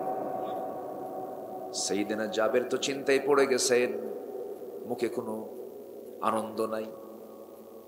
কি যেন বিপদে পড়ে গেলাম, এত মেহমানদারি আমি কেমন করে করব? কিচ্ছু বললেন না। ওই অবস্থা রেখে তিনি চলে গেলেন তার নিজের বাড়িতে। বউকে গিয়ে বলছেন, বউ কাম সারা। কি? সবাই চলে আসতেছে। কি তুমি কি কানে কানে বলো নাই? বলছি কানে কানে, কিন্তু রাসূল সবাইকে দাওয়াত দিছে। এবার স্ত্রী বলছেন, স্বামী আমার চিন্তা করবেন না, বান্দা যার রিজিক দেওয়ার ব্যবস্থা তারই। যেরকম সুবহানাল্লাহ। এমন বিশ্বাস সবার থাকার দরকার আছে না নাই? আচ্ছা, বান্দা যার রিজিক দিবেন কে? সে আল্লাহই দিবেন রিজিক। যার বাড়িতে বউটা ভালো হয়, দুনিয়াটাই তার জন্য জান্নাতের টুকরা হয়ে যায়। বলি আলহামদুলিল্লাহ। আল্লাহ তুমি সবার বাড়ির বউকে ভালো বানায় দাও। ভালোই তো আছে নাকি? হ্যাঁ বলেন, ভালো কি প্যাঁচ লাগাই দিচ্ছে নাকি? আমি একটু ভালো বলেন, আবার প্যাঁচ লাগবে তো। ভালো। হ্যাঁ, বাজার নাই এক সাহাবীর, বাজার নাই বাড়িতে। 3 মাস হলে বাজার করে না। কয় মাস? 3 মাস হলে বাজার করে না। 3 মাস যাবত বাজার নাই। সেই সাহাবীর বউ বলতেছে, শোনেন, আপনার কাছ থেকে কিছু কয়েন জমা করে করে, কিছু কয়েন, কয়েন বুঝতেছেন তো, ওই যে পয়সা জমা করে করে এই যে টাকা কিছু জমা এসছে, আজকে তৃপ্তি ভরে বাচ্চাদের নিয়ে খাবো, আপনি বাজার করে আনেন। গেছে বাজারে, পড়ে গেছে জোহরের আজান, নামাজে গেছেন, নামাজের পর রাসূলের বয়ান শুরু হয়ে গেছে, আসর হয়ে গেছে, আসরের পর আবার বয়ান, মাগরিব হয়ে গেছে, মাগরিব পরে বয়ান, আবার এশা হয়ে গেছে, বাজারের ব্যাগ ফাঁকা। এশার নামাজ পড়ার সময়, নামাজ শেষে রাসূল সাহাবী চলে আসবেন। রাসূল বললেন, সাহাবী এদিকে আসো। তালহা তার নাম। আমার একটা মেহমান আছে, সবাইকে 3-4 জন করে দিচ্ছে, সব নিয়ে চলে গেছে। এই সাহাবীর মেহমানদারি তোমাকে করতে হবে, যাও। এদিকে বাজার, বাজার শূন্য, বাজারের ব্যাগ নিয়ে সাথে একটা মেহমান নিয়ে দরজায় যে রাখতেছে, বউ দরজা খোলো। বাজার করার সময় পাইনি, মেহমান নিয়ে আসছে। এই পরিবেশ যদি আপনি করেন তাহলে কি হতে পারে বলেন তো? বলেন তো কি করবেন? আল্লাহু আকবার। তালহা বলেন, শোনো, আমি বাজার করতে পারিনি তো, উপরন্ত মেহমান নিয়ে আসে, রাসূল পাঠায় দিয়েছেন, কি করা যায়? স্ত্রী বলছেন, চিন্তা করবেন না, বান্দা যার রিজিকের দায়িত্ব তার। মেহমানকে বসায় দেন, বসান। সে কপালওয়ালা মানুষ যার বউটা ভালো। আলহামদুলিল্লাহ বলেন, জোরে বলে আলহামদুলিল্লাহ। এই যুবকরা বিয়ে করবা না? কিচ্ছু কয় না। কি দেখে বিয়ে করবে? লিপস্টিক দিকে? হ্যাঁ, সাবধান। পরামর্শ আজকে নিয়ে যাও, কাজে লাগবে। ভুল কখনো করবা না।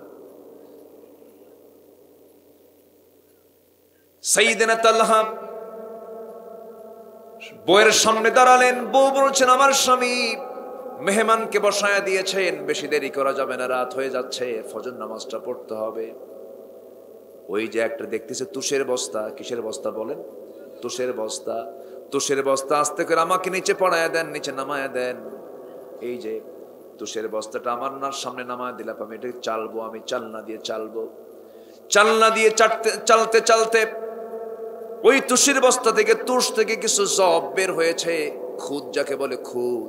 কিছু খুদ জমা করেছেন, পিষে পিষে আটা বানাইছেন, মোটে 2টা আটা বানায়, আটার রুটি বানায়া স্বামীকে ডাক দিয়ে বলছে, স্বামী আমার এই 2টা রুটি দিয়ে আসবেন, দেরি করবেন না, নচেত আপনাকে আবার খেতে হবে একটা রুটি, মেহমানের পেট ভরবে না।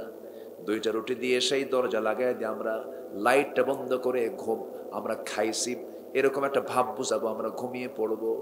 2টা রুটি খাওয়া দিয়া দুজন অনাহারে থেকে গোটা রাত চলে গেছে। মেহমান কিনে ফজর নামাজ পড়ার জন্য মসজিদে চলে গেছেন। নামাজ শেষ, সবাই চলে যাচ্ছে, পিছন থেকে রাসূল ডাক দিচ্ছেন, তালহা এই দিকে আয় রে। সঙ্গে সঙ্গে সাহাবী নবীর সামনে দাঁড়ায় বলে, হুজুর মেহমানের সঙ্গে আমি ভালো আচরণ করতে পারি না, মনে হয় কোনো একটা কিছু ঘটে গেছে, আপনি আমারে মাফ করে দেন। রাসূল বলছেন, ও সাহাবী রে, গত রাত্রে তুমি এবং তোমার স্ত্রী মেহমানের সঙ্গে যে আচরণটা করেছো, আর শাজিম খুশি হয়ে গেছে। জোরে কোন সুবহানাল্লাহ। আমার ভাইয়েরা, আমার বন্ধুগণ, কথায় তো কথা আসে, এই দুনিয়া থেকে আমিও যাব, আপনিও যাবেন, আমরা সবাই যাব জান্নাতে। যেতে গিয়ে জান্নাতে যাওয়ার সময় আমরা বউকে সাথে নিয়ে যাব। কি আস্তে কোন কেন? বাড়ির বউকে বলবেন, বউ আমার পর্দা করো, জান্নাতে একসঙ্গে থাকবো। মেয়েকে বলবেন, মেয়ে আমার পর্দা কর, একই ছাদের নিচে থাকি, তোকে নিয়ে আমিও জান্নাতে থাকতে চাই, আমরা একসঙ্গে জান্নাতের মধ্যে থাকবো। ছেলেকে ডাক দিয়ে বলেন, ছেলে আমার শোন, এই দুনিয়াতে একসঙ্গে বাপ বেটার সম্পর্ক, এই সম্পর্ক যেন আখিরাতেও নষ্ট না হয়, এক জান্নাতে আমরা জান্নাতেও থাকবো। জোরে কোন সুবহানাল্লাহ, জোরে কোন সুবহানাল্লাহ। কি কথায় যেন কোথায় আসলাম? হ্যাঁ, জাবির, হ্যাঁ, কি সুন্দর করে মাথায় রাখছে। আমি একটু চেক করতেছি যে আপনাদের মাথা ঠিক আছে কিনা, না ঘুমটুম ধরছে আপনাদের। বলি আলহামদুলিল্লাহ। দুলাল ভাই কি করবো, শেষ করে দেব? হ্যাঁ, চালাবো চালাবো, জোরে বলি ইনশাআল্লাহ। জাবির, ফজর নামাজ পড়াবো কি? এটা কি জানাজা সহ নাকি?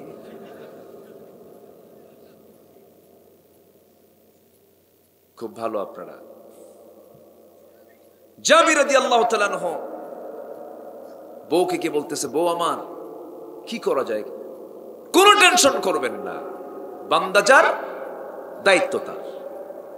সুবহানাল্লাহ বলেন। এই বিশ্বাস আমরা রাখবো। 16 আনা আল্লাহ আমাকে পাখির মতো রিজিক দিবে। সুবহানাল্লাহ বলেন। পাখির মতো, কিসের মতো?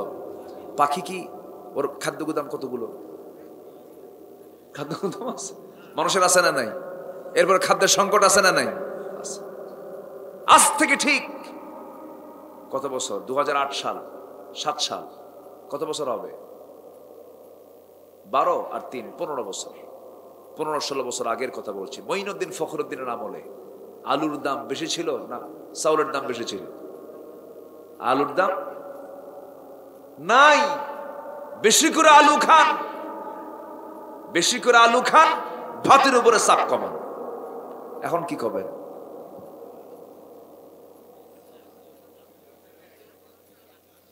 হ্যাঁ, এখন না খেয়ে থাকেন। কি আমরা চোর, আমরা ভালো হতে পারিনি। এদেশের কৃষক দেশকে এগিয়ে নিয়েছে, আলহামদুলিল্লাহ বলেন। এদেশের কৃষকের শ্রমে দেশ টিকে আছে। এদেশের গার্মেন্ট শ্রমিকের শ্রমে এদেশের অর্থ টিকে আছে। প্রবাসী ভাইদের হাড় ভাঙ্গা পরিশ্রমের মধ্য দিয়া যে রেমিটেন্স গুলো আসে, তারা দেশকে এগিয়ে নিয়েছেন। অথচ তারা অশিক্ষিত, প্রবাসী অশিক্ষিত, গার্মেন্ট শ্রমিক অশিক্ষিত, কৃষক অশিক্ষিত। কিন্তু দেশটা ফকির বানাইছে কারা? শিক্ষিত নামের কলম চোরেরা দেশের টাকা বাইরে পাচার করে সব দেশকে শ্মশান বানিয়ে দিয়েছে। সম্মানিত ভাইয়েরা, আমার দেশের কোনো কিছুর সংকট ছিল না, আমার দেশের কোনো কিছুর সংকট নেই। কে বলেছে সংকট? আমার দেশের মাটিকে আমি দেখতে পাই সোনার চেয়েও খাঁটি। যে দেশের মাটিতে সব হয়, সৌদি আরব যাবেন সব কেনা, বিশ্বের অনেক দেশে সব কিনে খায়, কাতার কিনে খায়, কোনো কিছু হয় না সেখানে, আবাদ হয় না। আমার দেশে এমন কিছু নাই কোথাও থেকে লাগবে না, আমার দেশে উৎপাদন হবে, আমার দেশে মানুষ খাবে, মরবে না। কিন্তু এত ক্রাইসিস কেন? এটার মূল কারণ হলো মাছ মারতেছেন জন্মের মতো যমুনা থেকে, কিন্তু মাছ যে পাত্রে রাখতেছেন তার তলাই নাই। কি নাই? তলা নাই। সে তলা আউট। আকলমন্দ ইশারা বা আসাদ, সচেতন ব্যক্তির জন্য ইঙ্গিতগুলোই যথেষ্ট, বুঝে নেন। তবে হ্যাঁ, আমরা ওই সমস্ত নেতৃত্ব দেখতে চাই না যে নেতৃত্বের মধ্যে নামাজ নাই। যারা নামাজ পড়ে না তারা তো বড় সর। যে নেতৃত্বে নামাজ নাই, যে নেতৃত্বে চরিত্র নাই, যে নেতৃত্বে কোরআন নাই, যে নেতৃত্বে আল্লাহ নাই, রাসূল নাই, সেই নেতৃত্বের মুখে আমরা থুতু মারি। রাজি আছেন কারা কারা? হাত উঁচু করে দেখান মুসলমান।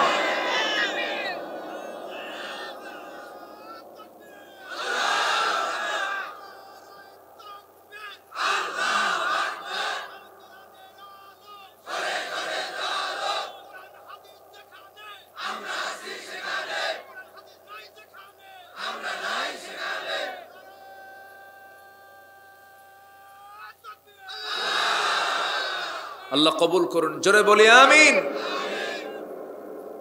তাহলে আল্লাহ দেখতে চান এই 8 জিনিসের চাইতে, 8টা মোহাব্বতের ব্যক্তি বস্তুর, এগুলোর চাইতে বেশি মোহাব্বত থাকতে হবে। 1 নাম্বার কার জন্য? আল্লাহর জন্য। জাবির কি করলেন দেখেন, রাসূলকে কি মোহাব্বত করেছেন। টের পাইছেন যে রাসূল না খেয়ে আছেন। চলে গেছেন সাহাবায়ে কেরাম সহ 600 সাহাবী। কতজন? 600। বর্ণনায় পাওয়া যায় এরকম 600 সাহাবী, 4.5 কেজি ওজনের ছাগল। আল্লাহু আকবার বলে খাওয়া শুরু হয়েছে। কিন্তু খাওয়া শুরু করার আগে রাসূল বললেন, জাবের এদিকে আসো, তোমার বউকে বলো রান্না যে হাড়িতে করেছে সেই হাড়ি উপরে ঢাকনা যেন না খোলে, যে রুটিগুলো বানাইছে সে রুটির ঢাকনা যেন না খোলে, আমি রাসূল নিজে তোমাদেরকে খাওয়ায় দেব। যেরকম সুবহানাল্লাহ। নবীজি আগে খেতেন না খাওয়াতেন? বলেন, খেতেন না খাওয়াতেন? আম্মা জান আয়েশা বলেন, আমি রাসূলকে কখনো আগে খাওয়াতে পারিনি। বউ বলতেছে, আমি কখনো রাসূলকে আগে খাওয়াতে পারিনি, রাসূল আমাকে আগে খাওয়াতেন। বউ ভালো হবে না, বউ ভালো না হয় যাবে কই? খালি চান বউয়ের ব্যবহার ভালো হয় না, বউয়ের আপনি ব্যবহার ভালো করবেন না?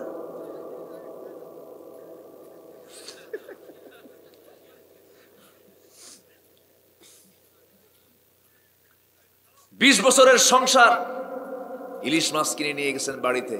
ইলিশ মাছটা কত সুন্দর কষ্ট করে এটাকে কুটে বেছে রান্না বান্না করে আপনার সামনে দিয়ে দেয়, আপনি কাল্লা খান। ইলিশ মাছের কোনটা খেতে বেশি মজা? মাথাটা বেশি মজা না? তো মাথাটা আপনি স্বামী আপনি খান, সমস্যা নাই, কিন্তু একটা দিন তো দেওয়া দরকার। হ্যাঁ, কিছু কিছু মাদের অভিযোগ, হুজুর 20 বছরের সংসার, একটা দিনও মাছের কাল্লা পাই নাই। হুজুররা খুব, এবার আমার আলোচনা এখন মায়েরা খুব খুশি, হুজুর ভালো করে রাখুন, এখন থেকে যেন কল্লা কাজা সহ আদায় করতে পারি। কি সহ? কাজা সহ যেন আদায় করতে পারি।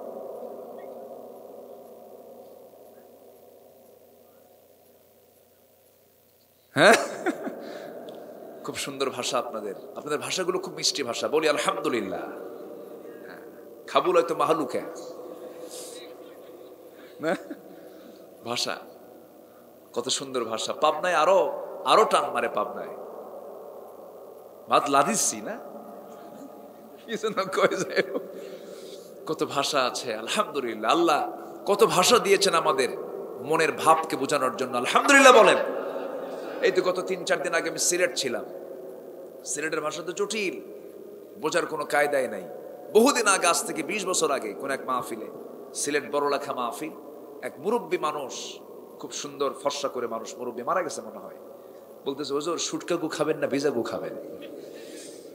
কন গেছি ক্ষুধার্থ, বিশাল লম্বা জার্নি করিয়া বসবো খাবো, বলে হুজুর শুটকা গু খাবেন না ভিজা গু খাবেন? ভাষা, এক দেশের ভাষা আর এক দেশের হাসা হয়ে যায়।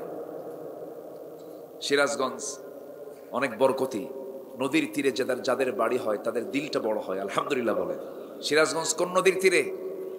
যমুনার তীরে। আলহামদুলিল্লাহ। তামান নবীজি বললেন, ঢাকনা কেউ খুলবা না, আমি ঢাকনায় হাত দেব। ঢাকনায় রাসূল কাউকে হাত দিতে দিলেন না। রসুল আগে খাননি কখনো, সবসময় তিনি বন্টন করেছেন। যুদ্ধ লাগছে একদিন, খাওয়া দাওয়ার সমস্যা, রান্না বান্না নাই। রসুল বললেন কি করবা, কে কি করবে বলো। হুজুর আমি এটা কুটবো, এটা আমি রান্না করব, আমি এটা বাজার থেকে আনবো, এটা আমি বাজার থেকে আনবো। কে কোন দায়িত্ব নিছে? দায়িত্ব শেষ। হ্যাঁ, আমার দায়িত্ব দিবা না? হুজুর আপনাকে কি বলা যায়? রসুল বলেন আমার একটা দায়িত্ব দাও, আমাকে স্বতন্ত্র করো কেন? আমাকে দায়িত্ব দাও হলো আমি স্বেচ্ছায় দায়িত্ব নিচ্ছি। আমি দায়িত্ব নিলাম জ্বালানি সংগ্রহ করব, আমি কাঠ সংগ্রহ করতে যাচ্ছি। সবচেয়ে কঠিন কাজ কোনটা বলেন? কোনটা সংগ্রহ করা? রসুল চলে গেছেন কাঠ সংগ্রহ করার জন্য, লাকড়ি সংগ্রহ করার জন্য। আমার রসুলকে কেউ স্বতন্ত্র করতে পারেনি। রসুল কখনো ভাব দেখাননি, রসুল কখনো ভাব দেখাননি। রসুল বলেছেন আনা বাশারুম মিসলুকুম, আমি তোমার মতোই মানুষ। সুবহানাল্লাহ বলে। কালো বেলাল তাহলে পাত্তা পায়? বেলালটা কি ধলো না কালো? রাজা না গোলাম? রাজা না গোলাম? চাকর, বাপও চাকর, ছেলেও চাকর। রসুল বেলালকে কাছে টেনে এনে মুয়াজ্জিন বানায় দিলেন। বেলাল আজান দেয়, রসুল নামাজ পড়ান। জোরে বলি সুবহানাল্লাহ। ইন্না আকরামাকুম ইনদাল্লাহি আতকাকুম। বেলালকে রসুল খুব ভালোবাসতেন, খুব ভালোবাসতেন। বেলাল যখন আজান দিত রসুল তার সামনে গিয়ে বসতেন, বলতেন শোনো আমার বেলালকে আজান দেওয়ার সময় আমাকে কখনো দূরে রাখবে না, কারণ বেলাল যদি নামাজের মধ্যে আজানের মধ্যে আমাকে না দেখে দম ফেটে মারাও যেতে পারে। ভালোবাসা। আয়াতের সঙ্গে আর সাহাবীদের মিল আছে না নাই বলেন তো? মিল আছে না নাই? আচ্ছা, কত স্বপ্ন জীবনে দেখলাম। একটু নিজের বিবেককে প্রশ্ন করে দেখুন তো, রসুলকে স্বপ্নে দেখেছি কিনা? যদি রসুলকে ভাবি, রসুলকে নিয়ে যদি চিন্তা ফিকির করি, রসুলের প্রতি যদি দরুদ পড়ি, অবশ্যই স্বপ্নে রসুলকে দেখা সম্ভব, সম্ভব, সম্ভব, সম্ভব। আমরা আমল করব। জোরে বলি ইনশাআল্লাহ, আর জোরে বলি ইনশাআল্লাহ। দেখতে চাই না রসুলকে? যে রসুলকে স্বপ্ন দেখে সে রসুল কি দেখে? সে জাহান্নাম পাবে না, সে জান্নাত পাবে। জোরে বলুন সুবহানাল্লাহ। সাইয়েদনা আলী বহুদিন পর স্বপ্নে দেখতেছেন রসুলকে। সুবহানাল্লাহ বলবেন না? দেখতেছেন। আমার রসুল তার দরজায় দাঁড়ায় গেছেন, হাতে একটা ব্যাগ, পাশে বসে বলছে আলী বহুদিন দেখা হয় না তোমার সাথে, এরকম স্বপ্ন আমরা অন্যকে নিয়ে দেখি না। আস্তে করে দেখি না? কত গল্প করি, কত রাজার মেয়েকে ছেলেরা বিয়ে করে বসে থাকে। আছে না এরকম? আছে না? সকালে উঠে দেখে কিচ্ছু নেই। সাইয়েদনা আলী দেখলেন রসুল তার পাশে বসে আছেন। আলী দেখা হয় না, একটু মুখটা ফাঁকা করো তো। মুখ ফাঁকা করলেন। অনেকগুলো খেজুর থেকে একটা খেজুর নিয়ে আলীর মুখে রসুল উঠায়া দিলেন। তিনি স্বপ্নের মধ্যে খেজুরটা মুখের মধ্যে নিয়ে খাওয়া শুরু করলেন। খাওয়ার মধ্যে তার ঘুম ভেঙে গেছে। ঘুম থেকে জাগা পেয়ে দেখেন তার জিহ্বায় তাজা খেজুরের স্বাদ ফুটে উঠছে। চোখের পানি আটকাতে পারলেন না, ওযু বানালেন, নামাজটা পড়লেন, তাহাজ্জুদ পড়লেন। তাহাজ্জুদ তো স্পেশাল বান্দাদের স্পেশাল ইবাদত। 5 ওয়াক্ত নামাজ সবাই পড়বে, কিন্তু তাহাজ্জুদ সবাই পড়তে পারে না স্পেশাল বান্দা ছাড়া। আমরা তাহাজ্জুদটা রেগুলার করব। জোরে বলে ইনশাআল্লাহ। সর্বনিম্ন কয় রাকাত? এই যে সর্বনিম্ন 4 রাকাত। আপনি 8 রাকাত পড়েন, 12 রাকাত পড়েন, রেগুলার করবেন তাহাজ্জুদ। ফজর কখনো কাজা হবে না, রেগুলার করবেন। মাগরিবের সময় 4 রাকাত নামাজ, সুন্নত কখনো বাদ পড়বে না। নফল ইবাদত ফরজ ইবাদতকে মজবুত করে দেয়। নফল নামাজ ফরজ নামাজকে মজবুত করে দেয়। যে বান্দা তাহাজ্জুদ পড়বে সেই বান্দার কি নামাজ কাজা হবে নাকি বলেন? কাজা হবে না। এগুলো আমরা খেয়াল করবো। জোরে বলি ইনশাআল্লাহ। সাইয়েদনা আলী চলে গেছেন মসজিদে নামাজ পড়ার জন্য। ইমাম হচ্ছেন সাইয়েদনা ওমর ফারুক, 2 নম্বর খলিফা। নামাজ শেষ হয়ে গেল। সাইয়েদনা ওমর ফারুক উঠে দাঁড়ালেন।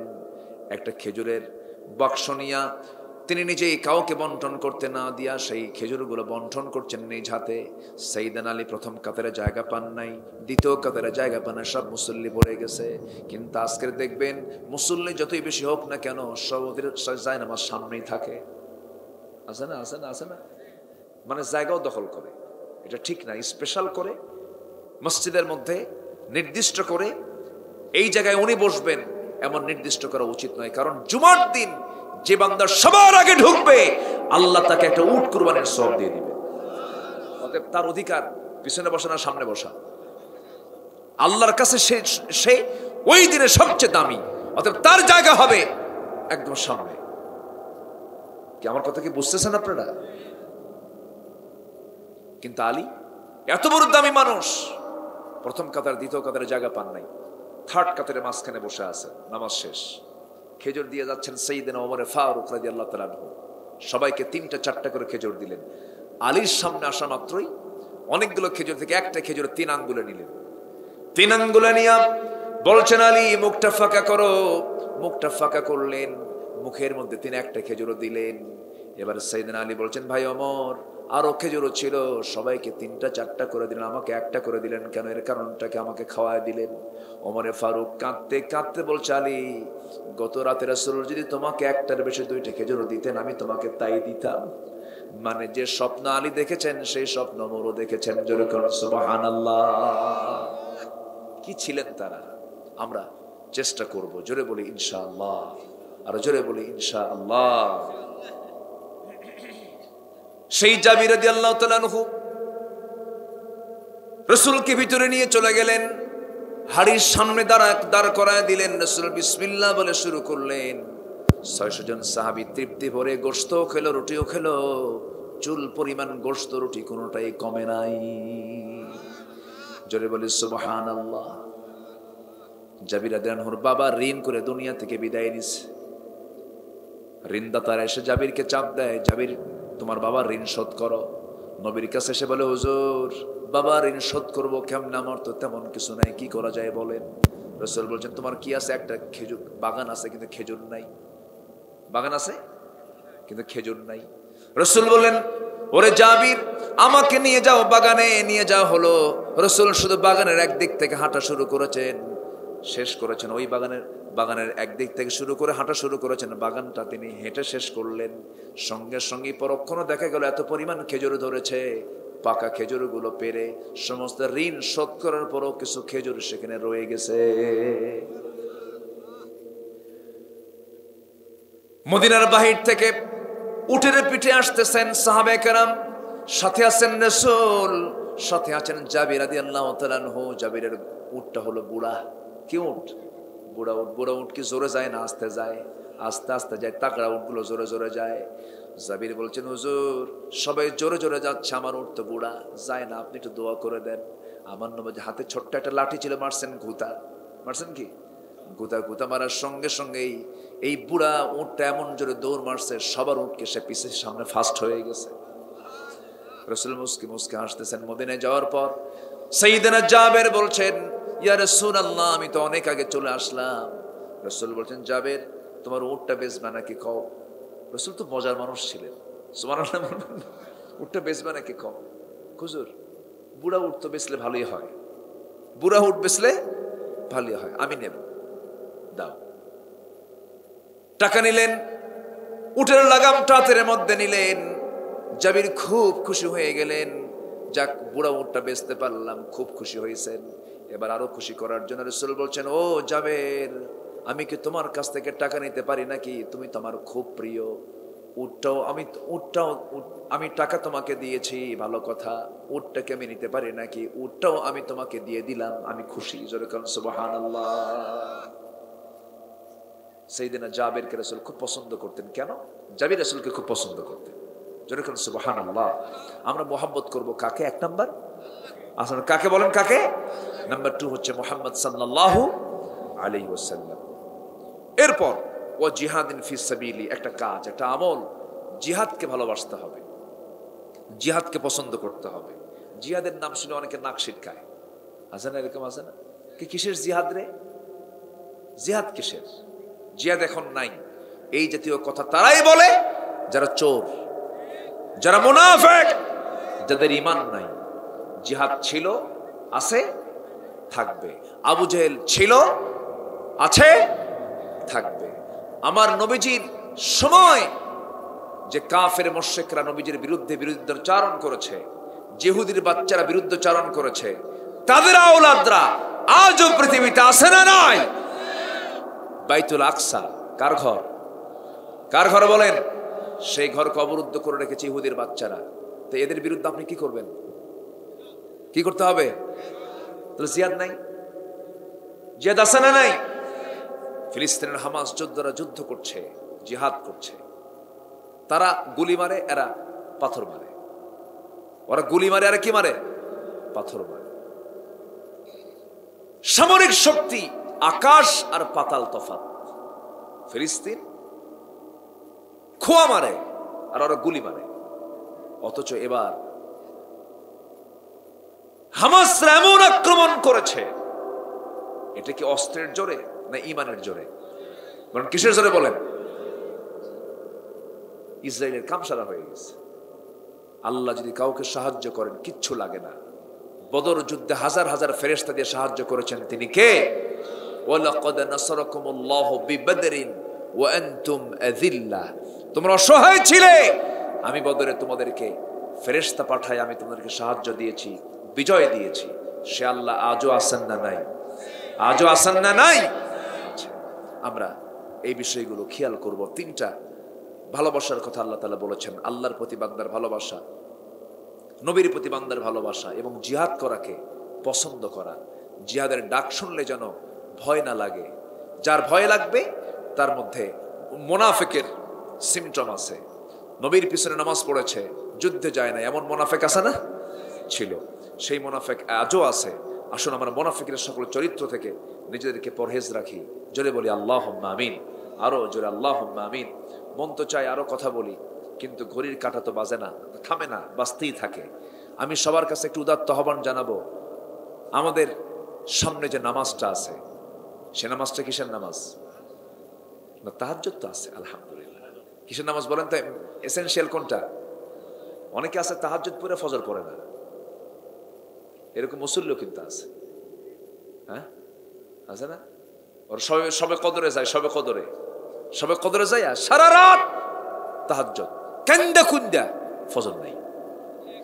মানে মাথায় পাগড়ি দিছে কিন্তু পরনে লুঙ্গি নাই। পরনে কি নাই? লুঙ্গি নাই। তো লুঙ্গি আগে দরকার না টুপি আগে দরকার? লুঙ্গি আগে দরকার। ফজর নামাজ পড়বেন কারা কারা, একটু হাত তুলে দেখেন তো দেখি। জোরে বলি ইয়া আল্লাহ, আমাদেরকে ফজর, জোহর, আসর, মাগরিব, ইশা 5 ওয়াক্ত সালাত আদায় করা তৌফিক তুমি আল্লাহ দিয়া দাও। জোরে বলি আমিন। আরো জোরে আমিন, আরো জোরে আমিন। জি হ্যাঁ, কোন তাবারক নাই তো? না, তাহলে তো আপনাদের না খেয়ে আছেন, আপনার কষ্ট হচ্ছে কি? আপনার কি আবার কমিটি করে রাগটাক করবেন নাকি? আপনারা এত লোককে খাওয়ানো তো কঠিন, তারা আয়োজন করেনি। অনেক মা বোন আসছেন। আমরা পেটের খোরাক না পেলে তো কোরআনের রুহের খোরাক তো আছে নাকি? কোন খোরাক আগে দরকার? রুহের খোরাকটা আগে দরকার। আল্লাহ তুমি সবাইকে আমল করার তৌফিক দাও। জোরে বলি আল্লাহুম্মা আমিন।